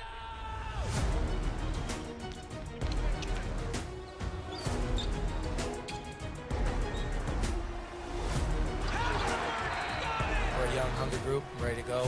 We just want to win. Ready to get started. This is your IHSAA. This is your state. This is your high school. This is your athletic association. Fans, I'm IHSA Commissioner Paul Neidig, and we're here to make sure that all of this remains yours. This is your state. This is your community.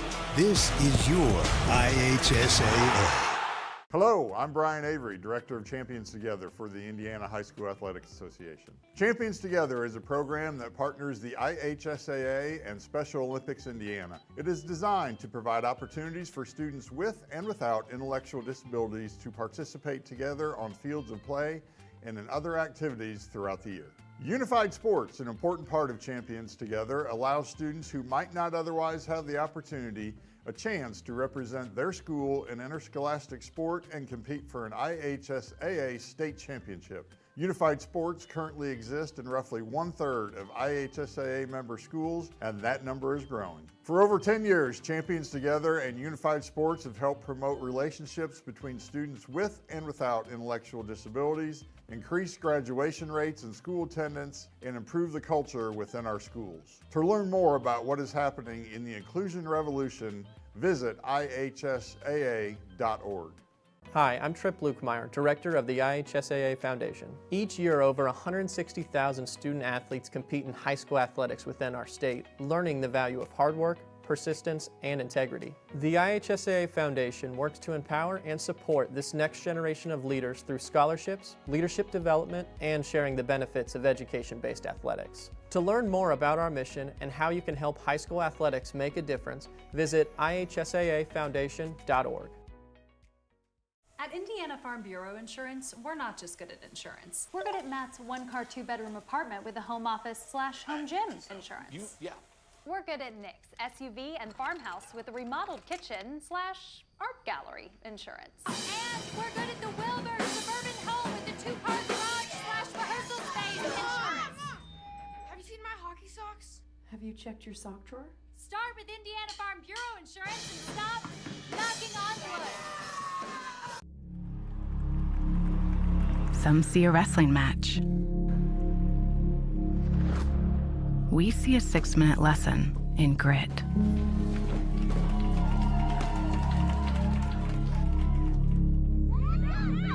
Some see a coach sending a runner home. We see a mentor guiding a student athlete into the future.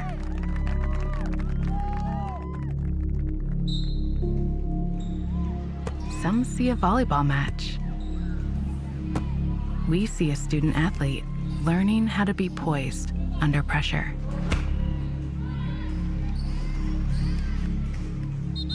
Some see a high school football stadium.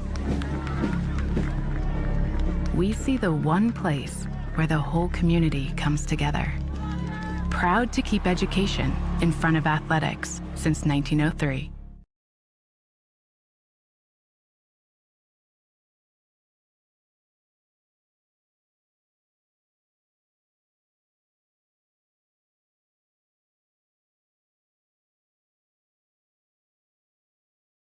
It's time for the Commissioner's Corner, an exclusive weekly conversation about Indiana high school sports with the Commissioner of the IHSAA, Paul Neidig. Now for an up-to-the-minute report about what's happening in the constantly changing world of high school sports, here's Coach Bob Lovell with Commissioner Paul Neidig. Welcome back, everyone, to our weekly conversation with the Commissioner of the IHSAA, Paul Neidig. And Commissioner, thanks for taking time to join us. Appreciate it. Man, what a busy time of year.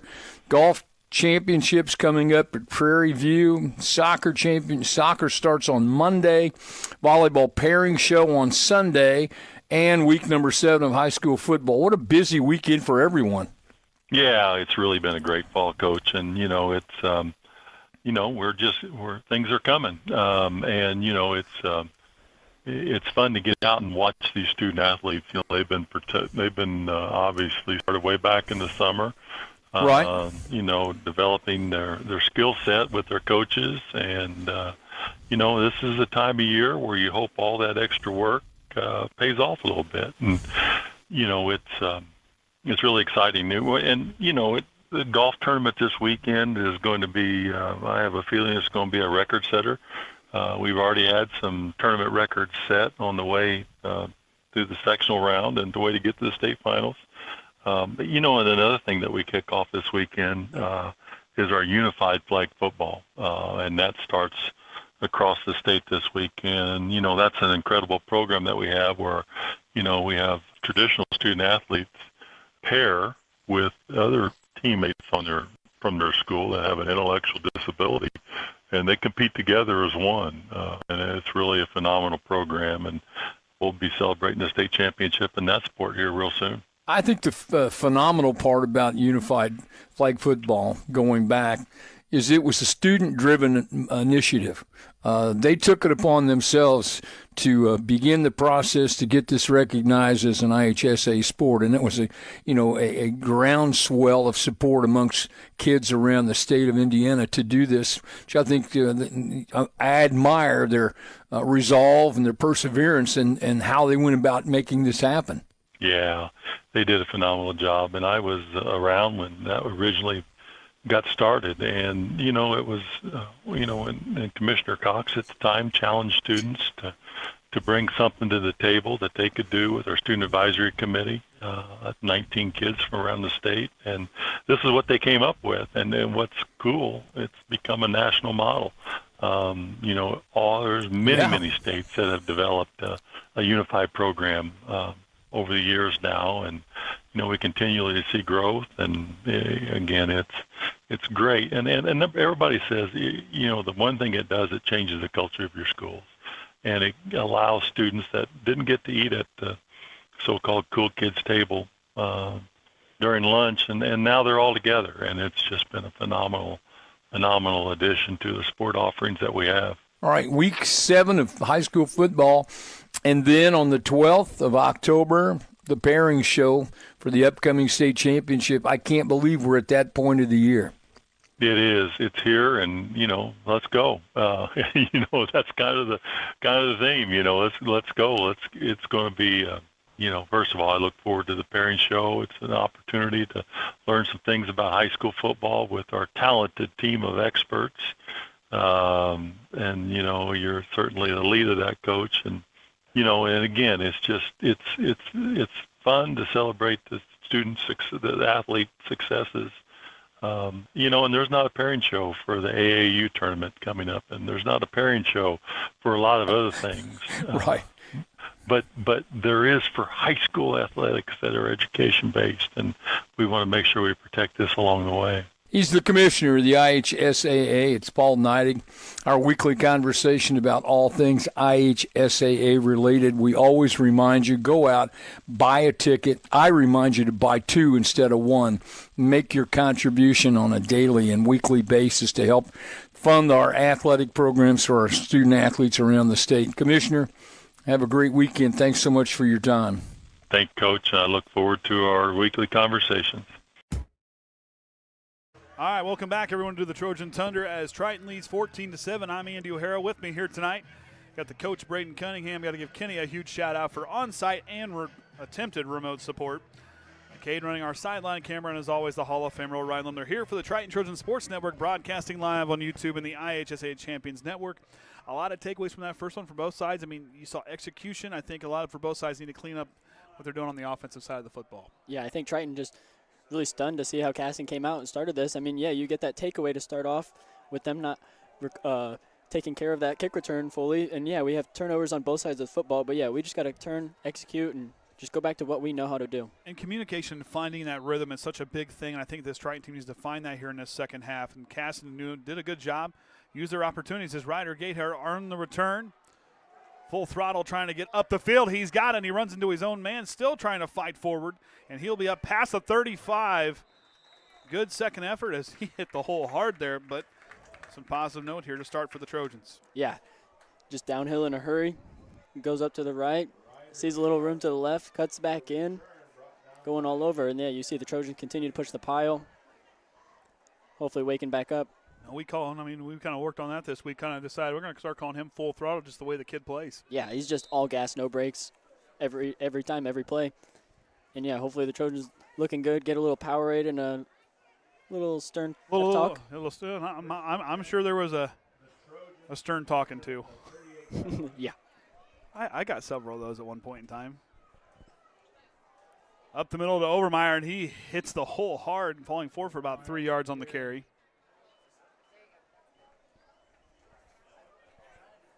Down by number 7, Braxton Smith. He's just about inside 100 yards before hitting the 1,000-yard mark on the ground this season.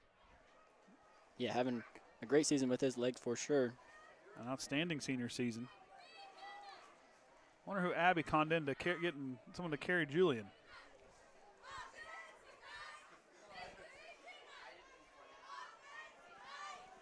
Three-yard gain on the play. 2nd down and 7 for Riffle. Out of the shotgun, he goes to work. Back to Overmeyer. Overmeyer trying to get some separation, and he's going to get pushed back a yard or two. 3rd down and long coming up. Not a lot of room to go on that far sideline. Comets do a good job of flowing, clogging it up. A little slow on that handoff and getting to the outside. Got to be a little quicker. Just make the decisions and then just go. Pick up that yardage when you can. Manier. 3rd down and 9. On the tackle. Sorry, we've been saying it wrong too. You had one job. Well, I got told wrong by the coaching staff. Okay. Out of the pistol formation, they go to work. The passing play to Maddox Denny and hits him in the chest and incomplete. The ball falls to the ground. Triton does not convert, and out goes the punt team. And that's a tough one. You see him just post up. It's right there. Just tries to use a little bit of his chest instead of just the hands. Comes out a little quick. Gage knows how to put the sauce on it, but he had to get it out there. Get it to you. You got to secure that one. Right now we're on pace for that John Harrell prediction of 28-14, low-scoring game. Overmeyer set the punt. Trying to get a count.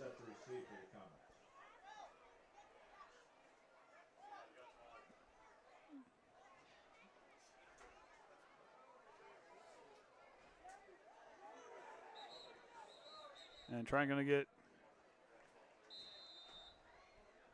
a timeout. Late substitution. Their first timeout. Might have to click us. Yes. Yeah, Jaden. Oh, I didn't realize you weren't muted. I'm sorry. Yeah, Jaden there looks back, standing back there, starts to get a count. Sees too many out there. Try to get off. Can't get that man off the field before we got to call the timeout to avoid the delay of game. For the Trojans, it's kind of uncharacteristic, just kind of not really finding that gear tonight. Yeah, it's just been something we're not used to seeing up here in the box. And hopefully they start to find it here. But, and right now, if you're the Comets, okay, Triton's kind of slipping a little bit. We saw them take control and then threw the ball really well through the air and moving the ball kind of a little bit of a bounce, but they did a nice job moving it through the air. This is a team that made the most of those mistakes by the Trojans. Yeah, I got to give a lot of credit to the Comets. Both teams made a lot of mistakes starting off in that first quarter. It was pretty ugly, but they did a better job of responding, answering, and not getting too shook up about those penalties and mistakes. Overmeyer back to kick.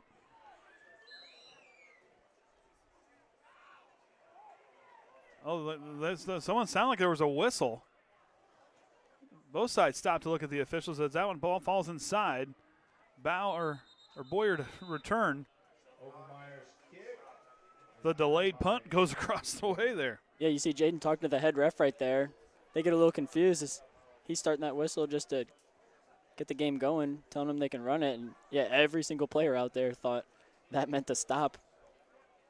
And it looked like Caston kind of jumped Yeah, it looked like the Trojans were looking for an offsides. It's like you just pressed pause on the TV.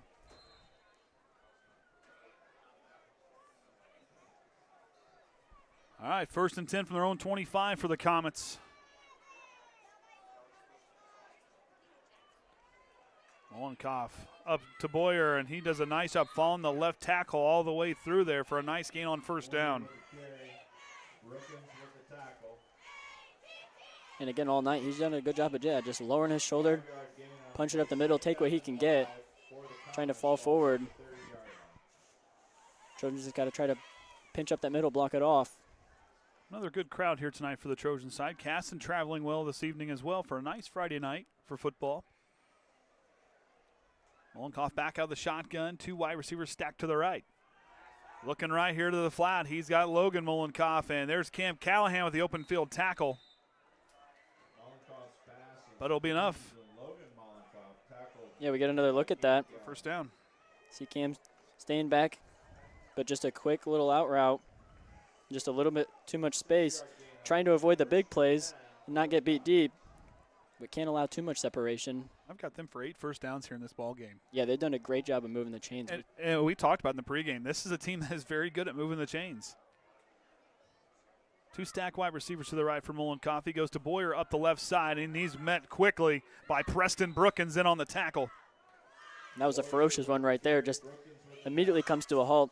He was going downhill in a hurry. Met with an immovable force. Preston Brookins right there.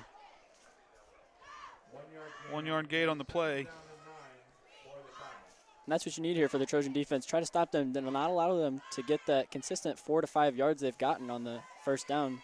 And if you're the Trojans right here on defense, who's going to make that play? It's going to fire up this team and kind of light a fire in the sleeping giant that's still hitting the snooze button. Yeah, and they've got all the potential in the world. They just got to find it. Working left is Bowyer, and he gets brought down on the play.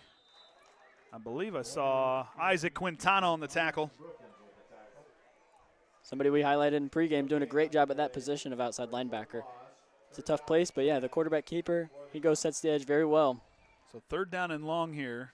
8.5 to go in this 3rd quarter. First drive here for the Comets. Triton went 3 and out on their first. The Comets have moved the chains here on this drive. 5th play of this drive for the Comets. Low snap, Mollenkopf corrals it, has time over the middle. He goes. And a pass interference call by the back official. Riffle's going to get called for pass interference. And Manier is down.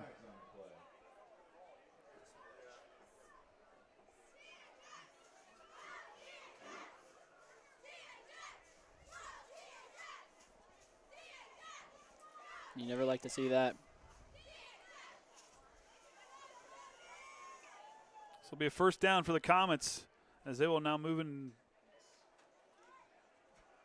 Manier's okay.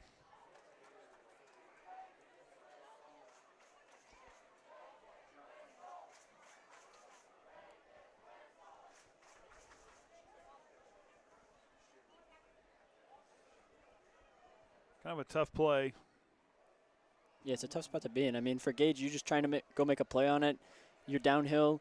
We've seen it all season from him, just planting that foot and getting somewhere. But he just gets there a little bit quicker than the ball does. Delivers that hit a little too soon. No, we got a player down. If you had your headset on, you'd been listening to me, you'd have heard it. I'm just teasing. Oh, that still wouldn't help. You don't listen to me anyways. Oh, a little bit back and forth, a little brotherly. Little banter. A little banter up here between. We spend enough time with each other. Ryan and I are allowed to banter one another. Oh, yeah. We have to go back and forth. Best friends know how to get under each other's skin better than anybody. But good to see that he's back up on his feet. Yep. And hope he's all right. Focal point here tonight. Woolever's out there now. So Woolever or Woolever? Woolever. Woolever, that's what I thought. That's what I called him in basketball last year. Woolever lost his helmet. Bowyer with the carry. About a gain of 1 on the play for Bowyer. 1 yard gain on the play. 2nd down and 9.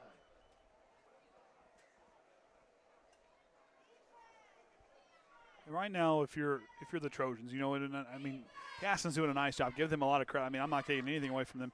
It's talking about poise and composure right now. Things aren't quite going your way. You know, you're going to face moments like this when you get in sectional play. When it gets serious, the further you go playing in this season, how do you handle pressure? How do you bounce back from things not going your way?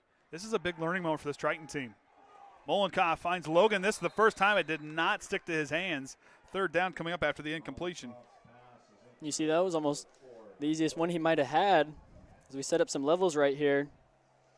And a good throw and just right to him. You see he's beating himself up about that one. He's caught some great ones here tonight that were not the easiest. But as you have those defenders on you, you're always worried. This Trojan defense, they come downhill that secondary position. You get your hands on the ball, they're delivering a hit. Settles down in now. 3rd down and 9 after the incomplete pass. We'll go with a counter move there, as on the carry was Braxton Inyart. He's met quickly there by the ripcord and Lucas Nicely, who checked in for Gage Riffle. I'll tell you, keep an eye on Lucas Nicely, that kid. Here as we watch another look at it, Gavin holding his own, and then Lucas Nicely coming up. Playing that position just as Gage does, downhill in a hurry. And it looks like the Comets are going to go for it. Of course, the student section wearing pink tonight. Supporting Breast Cancer Awareness Month. Absolutely.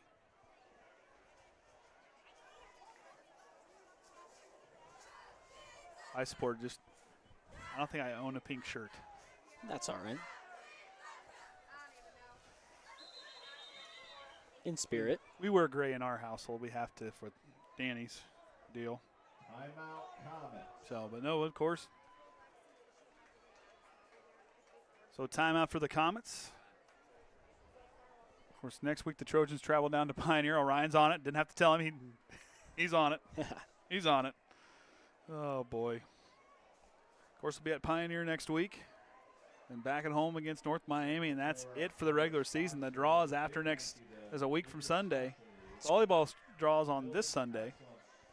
It's going by so fast. Like, I feel like September, I just blinked and it was gone. Time flies when you're having fun. Yeah, and we have some fun up here. We do have some fun up here. Even in the tough moments, we tend to find our way back. And hey, we're faced with adversity too, and how do we bounce back just as much? Exactly. So 4th down and 5. It looks like the Comets are going to go for it. So Triton will send their defense out as the ball plays at the Triton 44-yard line. Comets trot their way there. Gavin Mollenkopf will work under center. Back to Bowyer, and the Trojan defense stops him on 4th down. A turnover on downs for the Comets. A crucial turning point. I mean, your defense has been out there for quite a while now. Really needed to pick up that stop, get your offense back out there, get things flowing again. So try it now from their own 42, and then like we talked about, poise and composure. This is how do you handle yourself in these moments? Yeah, things haven't gone your way, but it's got to be next play mentality. Show that mental fortitude and try to move that ball here, move the chains, and get some positivity rolling here. Yeah, getting the mental under composure is very important here. Riffle out of the pistol. He'll go to Overmeyer, and he'll roll his way through. About a 2-yard gain on the play.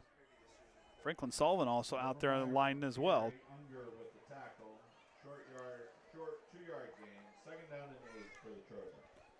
But yeah, the Trojans just start to settle in. Get yourself going. Move the chains a little bit a couple times. Build that confidence. Yeah, just get the rhythm going. There you go. Rhythm is important. It's not just with the band. It's also important in football as well. Yeah. Especially on offense. Out there, the green gloves on the far side, and Caden Bradley. And the play's going to go to Overmeyer on the delay handoff. He has a seam on the near side. Overmeyer kicking on the Jets. He's free, and he'll get pushed out of bounds. He'll kind of curve his way in, trying to get around the defense. So they're going to say he was out at the Caston 34-yard line. You'll see the delayed and then a great kick-out block there by Isaac Quintana. Gets the hands away to avoid the holding penalty. And yeah, Jaden trying to tightrope it a little bit, but steps out. He picks up a great gain. Jordan's having fun. Yeah.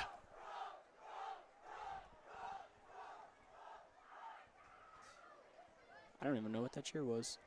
I didn't realize that it was on. So many things going on. So many moving parts. So many moving parts. Matt extending a quick conference with Riffles. He's going to kind of move back in that tight end spot. Going to go with a little bit of a reverse play as Ryder Gayhard, one man to beat, trying to get to the outside using that speed. And a good open field tackle by Logan Mollenkopf pulls him out of bounds. Second down and long here coming up after the short gain. As we see us throwing some misdirection together. Again, a great block right here. Isaac Quintana, he's done a great job, and I continue to highlight it as he continues to just set amazing blocks. And if he doesn't hold that block for as long as he does, we get tackled in the backfield there. And we talk about all these guys are team guys. I mean, they're all out there playing for one another. I mean, they're playing unselfish. Yeah, and it's just great to see. They've known each other. They've played up all their lives together. They've got that chemistry. 3 wide receivers to the left as Riffle goes back to Overmeyer on second down, and that Caston front line doing a nice job here tonight, plugging up the holes and not allowing any big runs here this evening other than that one we saw from Overmeyer. Yeah, and that's like when you get it to the outside. We have not had any breakthrough there up the middle. Got to attribute it there to the trenches, holding their own, fighting against those down blocks. It's not easy when you got big people like Brady Shue on our line. Triton is 2 for 5 on third down here tonight. Now they're going to push 4 wide receivers to the left. Get things stacked up. Slings it left. He's got Overmeyer. He corrals it. He has a head of steam. Overmeyer's free. Down the field he goes. The Jets in for 6. Touchdown, Triton from 31 yards away.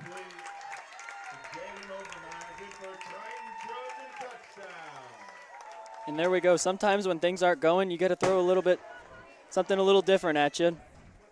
Throw 4 to the left. Let Jaden go. Just spread out the field. That's what you're trying to do. Get Jaden there to the outside. We call him Jets for a reason. Hey, man, he kicks him on. Cam Callahan to kick. Cam Callahan set for the extra point.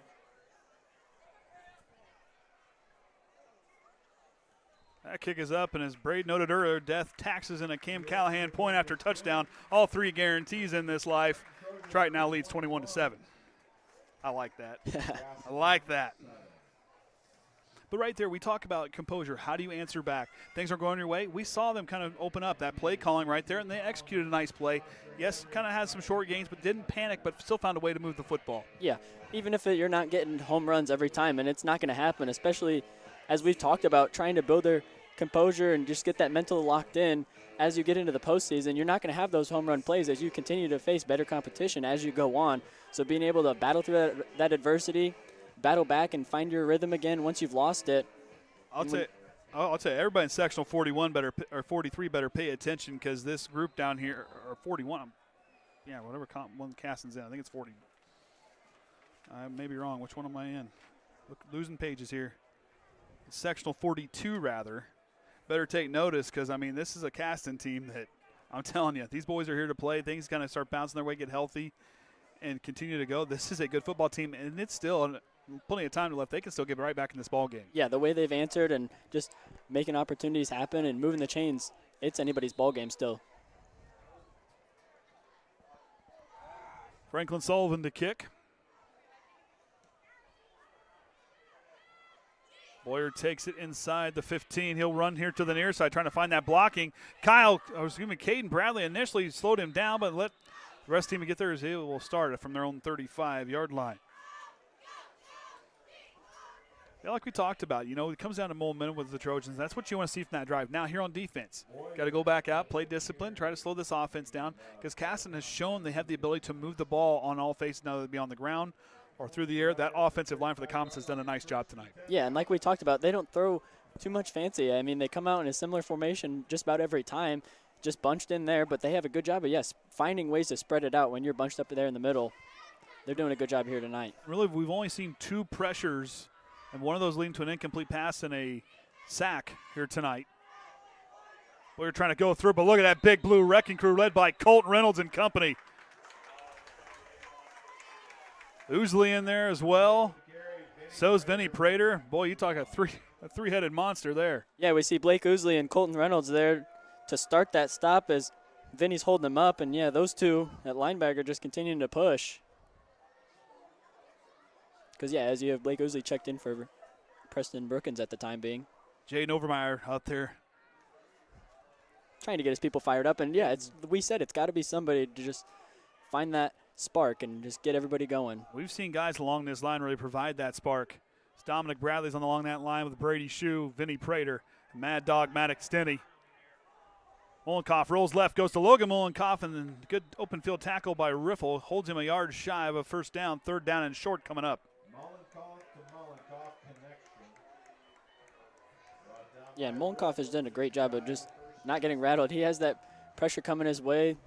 Pocket collapses a little bit. He moves around very efficiently in there. Goes around, finding his brother very easily. They are 2 for 3 here. Make that 3 for 4 on third down here tonight as they pick up their 9th first down of the ball game. Yeah, 10th. And it looks like they just, threw a little quick count in right there as Triton didn't even appear to be all the way set. It's been good play calling. Caston doing a nice job executing the offense here tonight. The coach drew up. Yeah, keeping it mixed up, not getting settled into one thing or forced into one. Just allowing you to get those little checkdowns, open it up, prevent Triton from throwing too much pressure at you. Mollenkopf, they're going to send Summers in motion. He goes back to throw, goes to Summers here in the flat. Here comes Overmeyer trying to get to him. He'll wrap him up and bring him down, but a nice gain, about 7 there on first down. Thought I saw a flag for a minute. Yeah, as we'll take another look at that. Yeah, just opening out, get those little passes, and, just allow yourself to get in some good yardage there on first down. I like that decision there. Yeah, the first down, pick up that good yardage, set yourself up easy for second and third.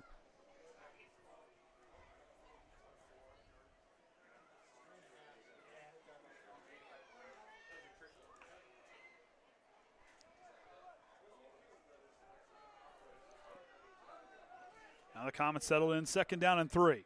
Manier goes in motion to the left side. Mollenkopf rolls that way, looking for Logan Mollenkopf, and they connect again here tonight for another first down for the Comets. There for the Trojans. I mean, we know that's the big connection he's trying to get to here tonight. 5-4. Cannot allow that much space. Got to make sure we break on it, settle in there, get a hand in there, as he's been pretty consistent at bringing those down. As Caston, again, just moving the chains like we talked about. The Trojans got to find a way to stop him here. Dominic Bradley checks back in along the line for Fenton, who was just out there moments ago.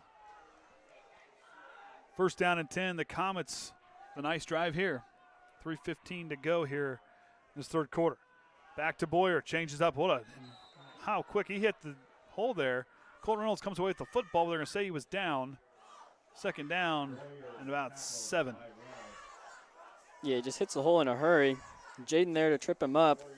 Colton there to slam him down on top. And, he sees the ball come out. It's never a bad idea to just try to get that in case the ref calls it a live ball.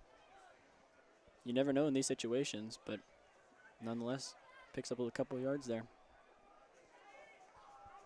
Manier goes checks out as Woolever checks in.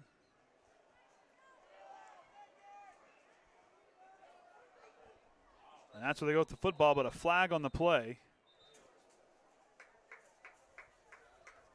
And a false start on the offense. First penalty here. In the second half? I believe. Yeah. Or, no, the pass interference. Yep. There's one I missed. Never mind. Forget what I said. First for the Comets, though. Well, pretty even in that department tonight. 3 for the Trojans, 4 for the Comets this evening.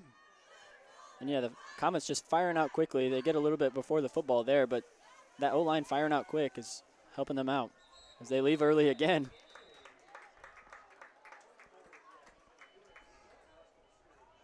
So they'll move back now. Second down and 21. Roughly.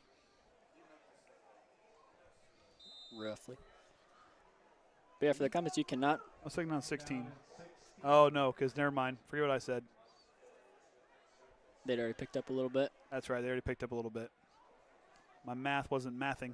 Not that it's ever very accurate anyways. We give rough estimates around here. Exactly. Comets got to go in a hurry. 3 seconds on the play clock. 2 seconds. They get it off with 2 seconds on the clock. And here comes Dominic Bradley, wrapping him up in the backfield. Can't fool him. That Trojan D-line knows after those 2 mistakes seen on the offense, watch that football. Might be quick. As soon as you see that movement, you fly out low. He does a good job of just busting through there. I tell you, when Dominic Bradley gets ahead of steam and gets fired up, I'm telling you, that number 75 is not an easy guy to work against. No, yeah. He's a big boy, and he knows how to move some mass around.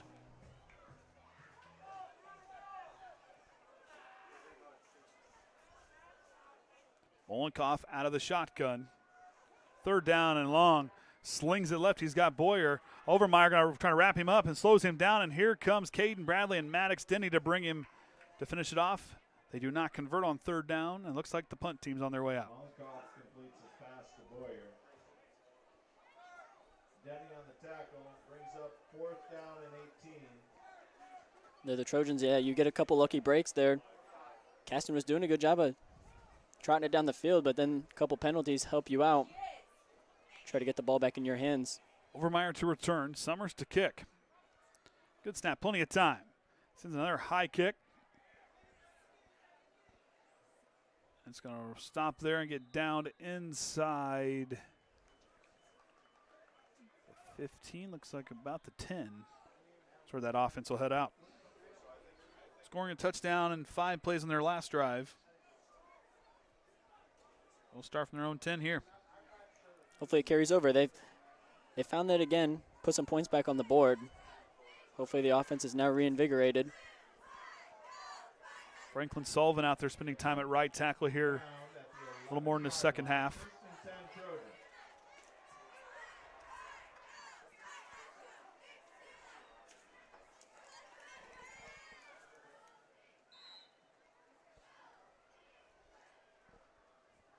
They'll set up here. 34 seconds to go here in the quarter. Riffle goes to work. Going to go to Ryder Gayhart, and he's going to get sniffed out in a hurry and thrown down violently by Woolever. Loss on the play. Yeah, something that I can say is the Caston Comets have been very disciplined here tonight, doing a good job of flushing out any counters like that, staying home and doing their assignments. Great job there by the coaching staff, coaching up your players very well this week. And I think they're just going to let this play run out, so that's going to do it for the 3rd quarter. Trojans lead 21-7. But like I said, a lot of work to do. Caston not out of this football game just yet. No, yeah. I mean, we still got a full quarter. We saw what could happen in the first. Hopefully don't repeat it here in the 4th, but it's still anybody's ball game. All right, we'll take a quick break. Be back here for the 4th quarter right here on the Triton Trojan Sports Network.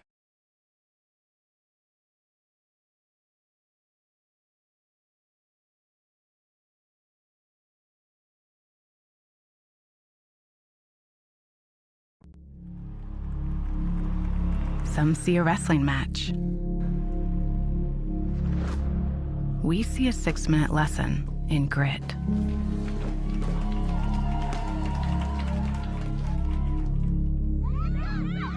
Some see a coach sending a runner home. We see a mentor guiding a student athlete into the future.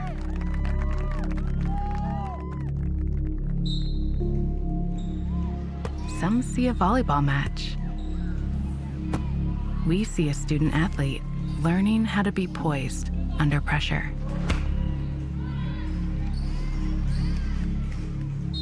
Some see a high school football stadium. We see the one place where the whole community comes together. Proud to keep education in front of athletics since 1903.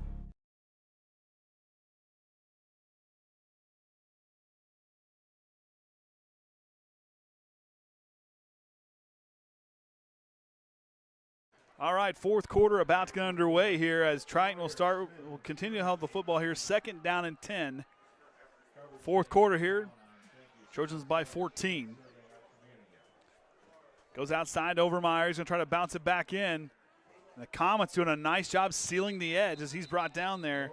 Leading the charge was Landen Hurd. Brought down by Hurd and Woolever. 3rd down and long coming up. And again, you started off by pinning them deep in their own field with a good punt there by Summers. Getting a lot of airtime on it. And, yeah, it's tough to work out when you got to drive the whole length of the field. See if they can get something going here, though. So 3rd down and 11. 3 wide receiver stack. Comets showing some pressure. Riffle with some time. He will sling it to the left. He's got Quintana, and it dropped the play, incomplete. Dropped the ball. Really close one. Had the timing and the distance right there. He's just running and tried to turn, look back over the other shoulder last second. Loses connection with the ball. Not able to reel it in. Caston catching a break there. Because he had plenty of green grass ahead of him, and let me tell you, that kid been gone. Yeah, one cut back, and that's a touchdown for the Trojans. Overmeyer with the kick. Gets it blocked by the Comets, and it goes out the back of the end zone for a safety for the Comets here. What a play there by, I believe, busting through on the was Jaden Cox.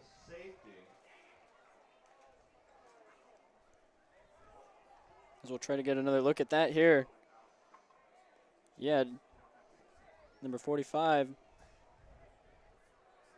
The big man making the play there. Like I told you, this Comets, do not rule them out. They're not done tonight. No, they've got one mission here, and it's upset the Trojans. So they will kick from the 20-yard line. Sullivan will place the tee. Summers and Bowyer back to return.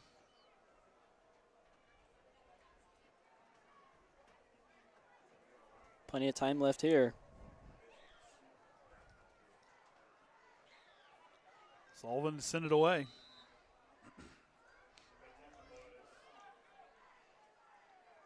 Had a nice return the last time. Sullivan line drive kick low off the grass, off the chest of Summers, but he'll pick it up at the 38 and go to work. Trying to find the edge. He gets her, stops, and he will work himself near midfield about the 48, a gain of 10 on the return. And the Comets back to work. Starting off with good field position. You're down 12 points. You go down, you get a quick touchdown. Of course, it was good to see the Triton youngsters getting recognized during halftime. Future Triton football out there. Yeah. It's a little sad to see that, next year. I'll have it next year. Fired up to see Jackson in a football jersey. Yeah, it'll be pretty cool. He's been wearing his Von Miller jersey, so. Oh, man. That poor kid. I mean, that poor kid. Why don't you tell me that now? See here. Hey, we saw who won the horse race. Well, I got more Super Bowls than your horses do. My horses got more titles. I know. We're a little friendly bantering. I respect the Colts. Mollenkopf, low snap, play action fake. Bradley slips and falls down. Mollenkopf has time, slings to the right. Knocked down by Cam Callahan. Smart play there by Callahan to go for the ball and knock it away. Yeah, and here's what I talked about on this far side. As Mollenkopf rolls outside, but Cam just making a break on it, keeping his hand right on that back hip, leaning forward across the body. It's perfect position, great play there. It's exactly what he needed. They've been targeting the other Mollenkopf here a bunch tonight. So 2nd down and 10 after the incomplete pass. Boyer's going to be in the left hip of Mollenkopf. And that's where he goes with the football up to the right side and trying swallowing up. But a nice run by Bowyer to really slither his way through that line. Not many creases being opened. Yeah, he's been a hard one to bring down, just pretty slippery, just slipping through the cracks. You could say just finding any sort of gap they'll give him. Head down in a hurry, picking up some yardage. He's having a great game here tonight. 3rd down and 4 for the Comets. Gain of 6 on the carry. Looked like he was going to get stopped for a short gain, but found those extra 4 yards. Yeah, just continues to fall forward. 3rd down and 4. From the Triton 48, Mollenkopf back to throw. Here comes the pressure. Colt Reynolds applying it. Intercepted! Isaac Quintana! And he'll get brought down. What a play by Quintana, but go back. Colt Reynolds with the pressure, pushing for another interception. Yeah, we'll take another look at that here. And Colt Reynolds right there to deliver a hit on that pressure. And then Isaac Quintana we talk about his athleticism and all that he provides to this team, going up and just making a great play right there, as I thought that was about to be a big play for the Comets. As he's receiver behind you is not what you want to see for defense. The Iceman showing up big, freezing, trying to freeze that Comet offense here. Showing off a little bit that vertical he brings. Huge takeaway there from the Trojans. Look for him to have that same vertical during basketball as well. Overmeyer sees a seam. Stiff arm, still on his feet. Overmeyer running angry at the floor, or at the field, still on his feet. The jet is free. Kick on the afterburners. Reed Summers trying to chase him down. Overmeyer's in for 6 more. Touchdown, Jaden. And boy, you talk about stiff arm and running angry like you hate the ground. That's what that kid just did. And we've talked about somebody trying to find the spark. It's been Jaden here as we hear those fireworks rumbling.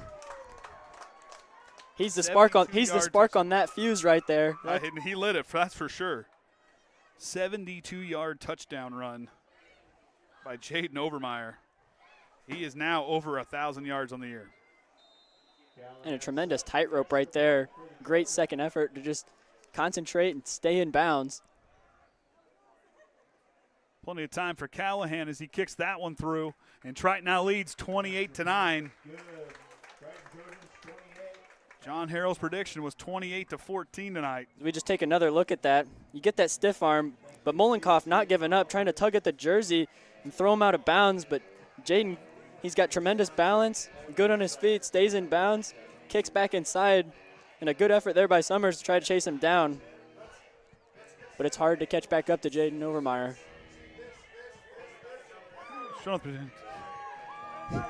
Kind of dabbing up Eric Callahan down there. Eric, all business. But Overmeyer, what a play by him. You talk about a hard run. Hit the hole hard and continue to drive. A great play there. I believe he's over 1,000 yards on the year after that run. I believe, for everything, he's either hit it or he's just shy. I wouldn't doubt it. He had 890 coming into today. Sullivan drives that one. Bowyer takes it inside the 15. And he'll get upfield and brought down in a hurry. Trying to see who that Kyle was. Cummins. Kyle Cummins, the Freightliner getting downhill. He's been there super close every single time. Just got talked to break down a little bit and finally makes the play there. Of course, his brother providing some comedic relief during halftime.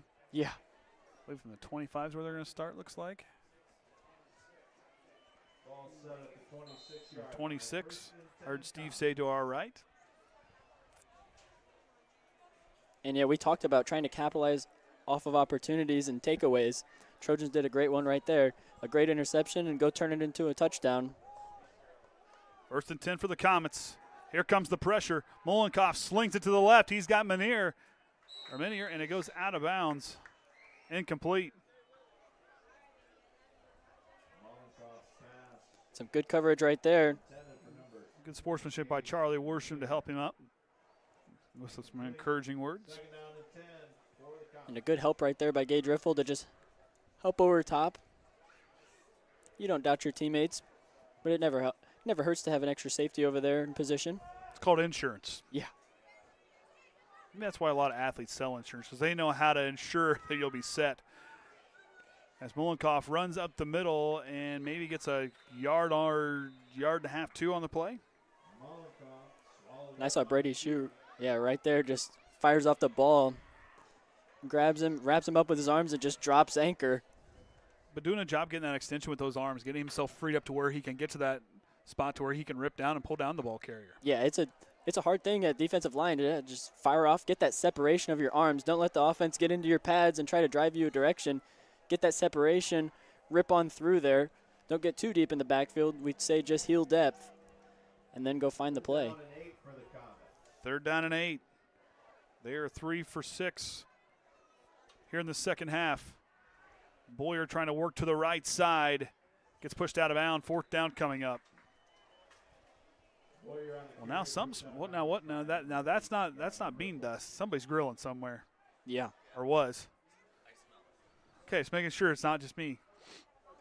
I mean, I am a husky fella, so I mean. As long as they save some for us, I mean, we'll be all right. Ball's brought up to the 32-yard line. It's Not going to complain. 4 for the Comets. So they're going to go for it here on 4th down, down by 2.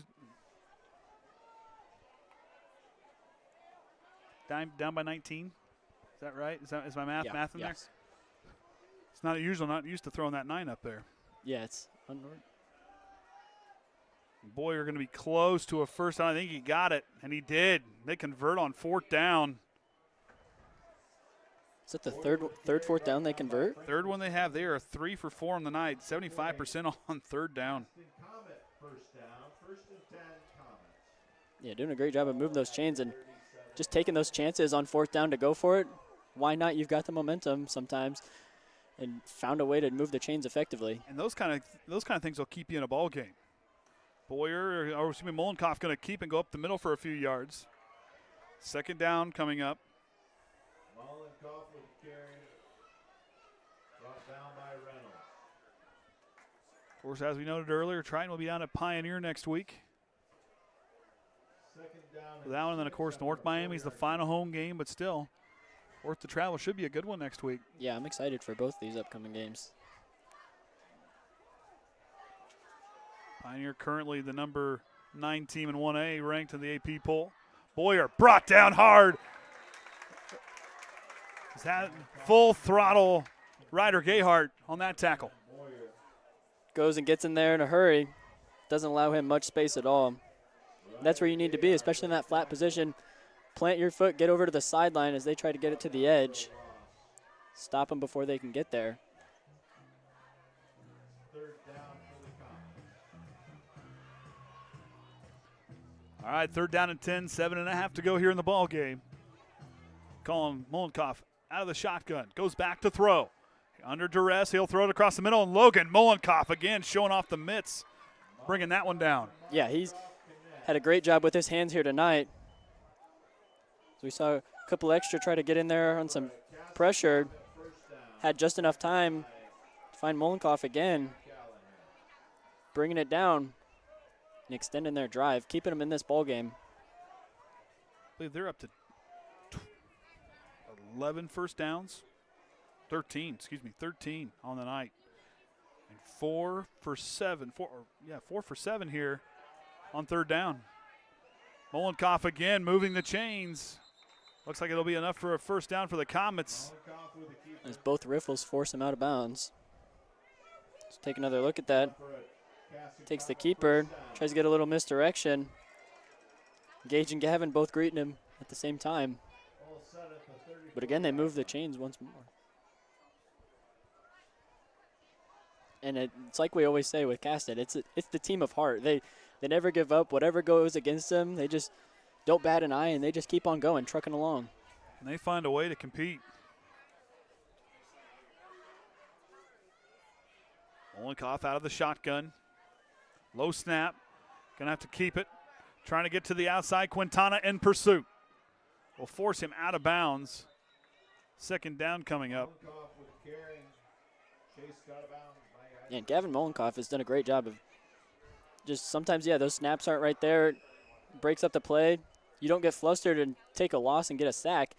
You just take your legs and try to get it to that outside. And he's had some speed getting out there, beating our edge. Again, looking for their 4th time tonight. This is their 9th play of a drive. 4th time they've done that tonight. Yeah, I mean, 4 9-play drives. Just never rattled. And Triton's going to slow them down there. Push them backwards. 3rd down coming up. Bowyer on the carry. Reynolds with the tackle.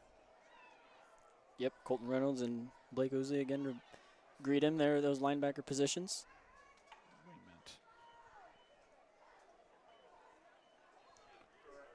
Excuse me, my stats were wrong. They are 4 of 8 on 3rd down here tonight. Converting the last one, several first downs. A timeout for the Comets. That'll be their 2nd timeout. They will have 1 timeout remaining here in this 4th quarter.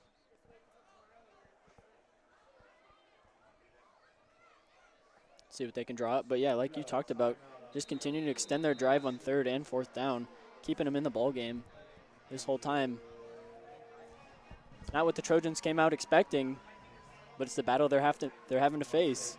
You know, when you look at battles like this and games like this for either side, you know, Caston, you got to really give yourself some credit. They have played hard and they are not going away, and that mentality is going to break through at some point. And this is a Caston team I think is a sleeping giant that, you know, their record, I think they're better than their record suggests. Obviously tonight, look how they've competed. But Triton, this is a test of, hey, you get kicked in the teeth. How do you respond? How do you continue to play when things aren't quite going your way? Yeah, there's some things you got to work on, but now it's the time to do it. It's better than trying to figure out 3 weeks from now. Yeah, exactly. And it's something you could say, like, any team in this sectional can win against the other at any given night. It really just comes out to who wants it and who's better prepared, who executes a little bit better there, because not a single team in this sectional can be counted out. I don't know how many yards Rodney Eunice has been. I've seen him on the field. He's been in the press box. He paces. He's all over the place. Yeah, he needs a step counter. Might have to start a new stat for that tonight. Back to throws Mollenkopf. He's got a man, and Riffle bats it down. Incomplete. And he does a good job of just staying back, allowing a little space to be there, to bait the quarterback into that throw, and be just right there for that interception as we get 2 good looks at it. Just making a great play, as that would have been another time Caston would extend their drive on a 3rd down. 4th down and 8, big play here, but like Caston will show you, they say they don't care how long those conversions are. They're still moving they're still moving the chains. Mollenkopf goes back to work. Steps back, looking left. He's going to air it out. He's got Logan Mollenkopf, but just off his fingertips, incomplete turnover on downs. The Trojans with a break there because Logan Mollenkopf, he took off in a hurry, got that outside set of leverage, and just hits his fingertips, not able to corral it in. Another close one, as they've been able to get behind our secondary and be very effective here in the pass game. Now you're here with the Trojans with that 19-point lead, 6 minutes to go. I think you want to look to burn some clock here. I mean, run your offense a little bit, try to move the chains, try to see what you can do to move that ball down the field. I don't think you need to see a home run here, but I wouldn't rule it out. Yeah, I mean, if it's there, and you take that shot and throw some more points on the board. But, yeah, like you said, just try to burn some clock out there as you see Charlie Warsham and Brady Shue out to the edge. Got the big guys out here rolling right. Slings it to the ripcord. Now he's going to get through, and he'll get brought down. Mollenkopf on the tackle, pushes him backwards. Ripple the ripple. Connect for a pass. I love the creativity by Andy Barker and his offense. Yeah, he finds a way to just mix it up, keep the defense on their toes. I mean, no team can come with a full game plan against his offense. Loss of 7 on the play, 2nd down and 17. Loss of 7 on the play there.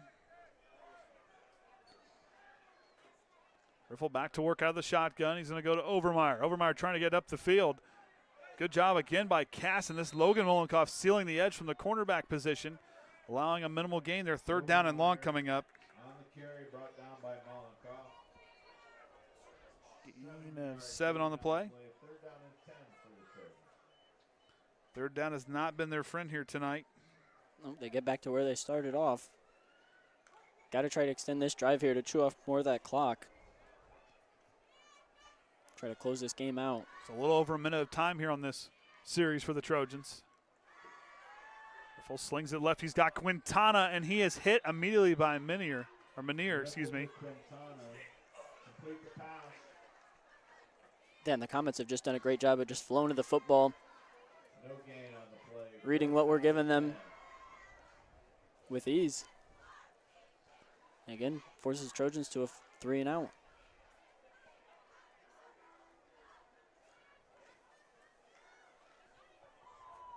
Be their 3rd punt here the second half. They've scored on 2 of their 5 drives here. Overmeyer got the last one blocked. This time gets away. I think it might have got partially tipped. It's just a high one that's not going to quite make it to the 50, and it's going to stop there, and Caston will go back to work in Triton territory. Yeah, it looks like just the way that ball flew, Comet might have got a hand on it. Sets him up with pretty good field position. But now, I mean, you've got just over 4 minutes and only 1 timeout left. You got to get a score here quickly. This is a spot for the Comets. How do you respond? We talked about that with Triton. How do you respond here? Now you've got to look for that home run threat ability, which they almost had there with Mollenkopf a moment ago. They know that they can spread the field a little bit here. Running out of time, though. 4:13 to go in the ball game. Mollenkopf out of the shotgun, goes to work. Looking down the field, he'll sling it. Still too tall for Landen Hurt, who was wide open. Incomplete. And he's down. Mollenkoff's pass is incomplete. 2nd and 10 for the Comets. Take another look at that. Clean pocket, plenty of time. Just sails it a little too high. Just looks like a bit of an awkward landing. Probably cramping up at this point as it's been a dogfight.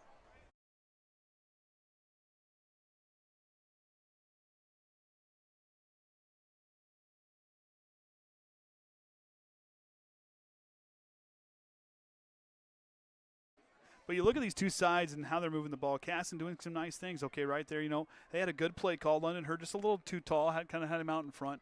But this team here has shown they have big playability. Yeah, and our secondary, we just got to make sure that nobody's behind you. And Caston Comets, especially Mollenkopf, doing a good job off that release at that wide receiver position, breaking free, getting wide open, allow his brother to just throw it right to him in the breadbasket. We've seen a lot of great plays. Obviously not able to reel in that last one. But, yeah, they've shown that they have the ability to just air this ball out. They've done a good job of it. And if they continue to just reel in some of those big catches, it's a completely different ball game. And you got to be watching out if you're playing these Comets here in these next couple weeks. Yeah, I'm telling you, that Caston team, keep an eye on their section, that sectional 42. That's a group. They've got some good teams in that sectional. You were looking there, they're in there with Frontier and Pioneers in that sectional with them. Carroll's in that sectional. Taylor, that's a tough sectional. Taylor, Carroll, Flora, Pioneers at number 9, Frontiers at number 6. West Central, I believe West Central's in that one as well. No, they're not. Down to Mollenkopf, too tall for him this time, incomplete. Overthrew him. Just leaves a little bit too much. Brings up 3rd and 10 for the Comets. I'll tell you, Logan Mollenkopf has done a nice job getting separation out there. When he gets into his break, he does a nice job kind of getting underneath and going up and out and really losing the defender. Yeah, he's just trying to get a little misdirection, make him seem like it's just going to be something, a little short route, and then takes off on that release. Just beating our secondary. 3rd down and long. Mollenkopf looking left now, going to get forced right by Bradley. Here comes the defense, and he'll be sacked. Vinny Prater again. That's his 2nd sack tonight. Yeah, he's done a good job of getting that pressure as we see Dominic Bradley trying to chase him down on the backside as well. None of the Trojans were allowing him to get any pass off there. So he's had a couple times where he's had a lot of time. Prater was first on the team with 2 sacks, tied with Kyle Cummins, and now 4 sacks on the year for him. Known for running the ball, but has done an outstanding job playing defensive line and offensive line this season as Triton gets set. Comets going to go for it. Play action fake. Mollenkopf going to try to roll right. Here comes Bradley. Now he's going to have to step up. He slings it down the field for Logan Mollenkopf. He hauls it in. Stays on his feet. Touchdown, Caston. And like we just talked about, just the big plays they have. Mollenkopf all over, sitting back in that pocket. Rolls out one way. Has some time to just put everything into it. Gets there to Mollenkopf. Gavin right there in good position. But Mollenkopf has showed off those hands here tonight on full display. And reels it in as we get another look at it. Just a good home run play like they needed. So looks like they're going to kick it here. Still will be down by 11. No, 12. I was doing the other math. And offsides on the Trojans, so their first penalty here. The first penalty here of the 4th quarter for either side. Calls offsides against the Trojans. And you wonder if they go for 2, scooting it forward a little bit. That's what they're looking at, Coach.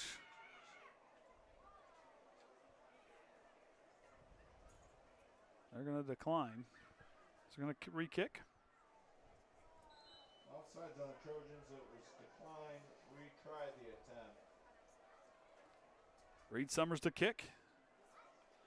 since that one. He hit the one earlier, and he does so there, and he connects on that one. 28-16 is our score. The prediction tonight was 28-14. Yeah. If you take away that safety, I mean, that's dead on. Yep. 3 minutes to go left in our fourth quarter. It's been a dogfight here, and I mean, you always just got to keep in mind for Caston, they always find a way to stay in it. It's always closer than you want it to be.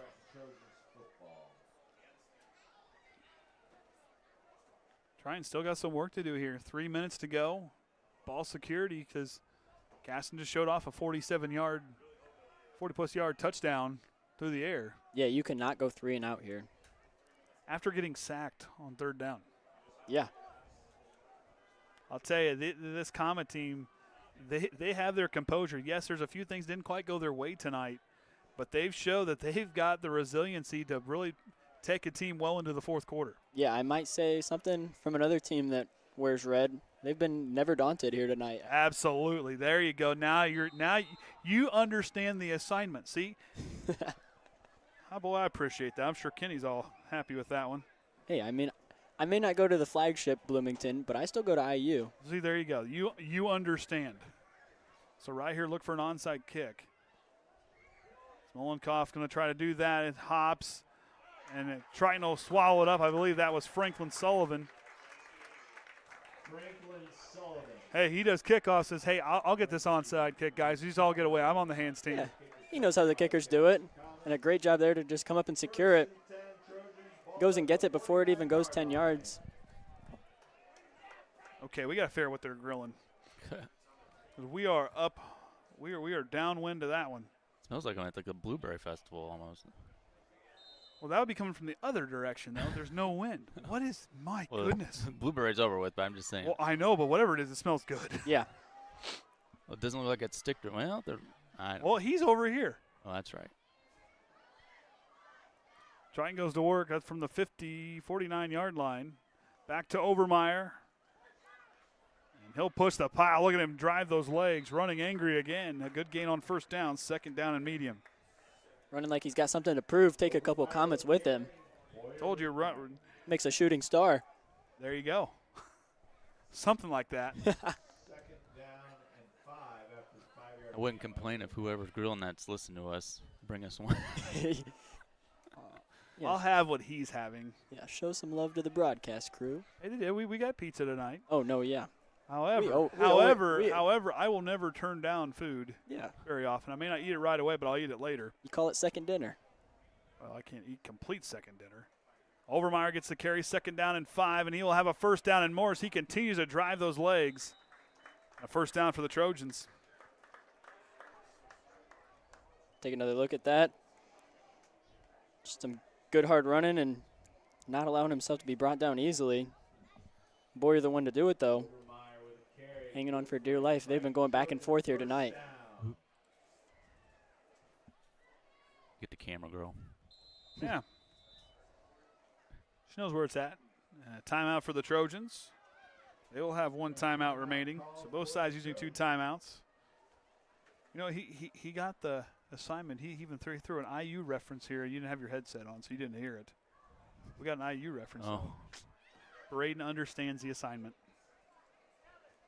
I don't think I've ever been prouder of you. Wow. I mean, I'm just saying. I mean, I'm proud of you, but still at the same time, now we're throwing IU references. Well, that's a whole different level. Gotta show love. Overmeyer getting some attention on the sideline. Hope he's all right. Long game for him. Like I said, he's either just shy or he hit 1,000 yards on the year on the ground. Super talented running back for this Triton team. Yeah. Has really grown these last 4 years.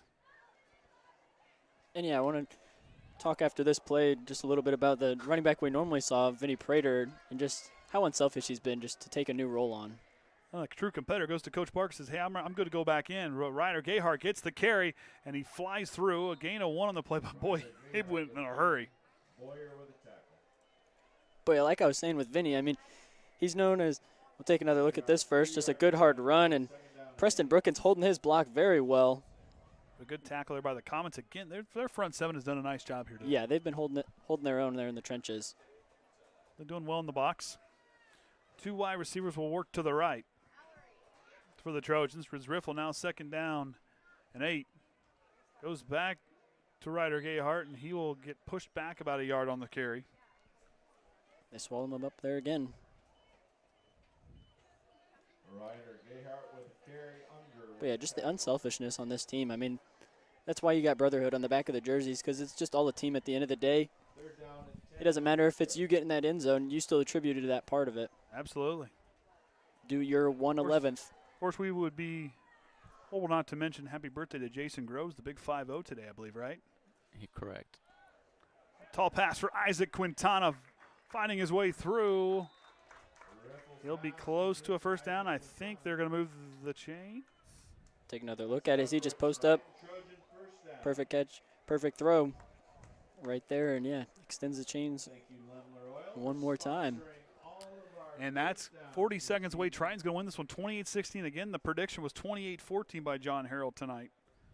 Triton will head down to Pioneer next week as they improve to 5-2, 4-1 in conference play. The Comets will fall to 2-5, 1-4. Oh, I didn't put the schedule or the conference records up there. That's all right. They will be hosting North Judson next week. They'll be at Winamac round of the season, but that is just about going to do it. Triton's going to win here, 28-16. Started off the game, a score from Mad Dog Maddox Denny from 28 yards away, receiving touchdown. Then Overmeyer with a 3-yard touchdown run. Then it was Riffle to Overmeyer for a 31-yard score there in the third quarter. And then Overmeyer with that 72-yard run. Hard run there is where they ended up at 28.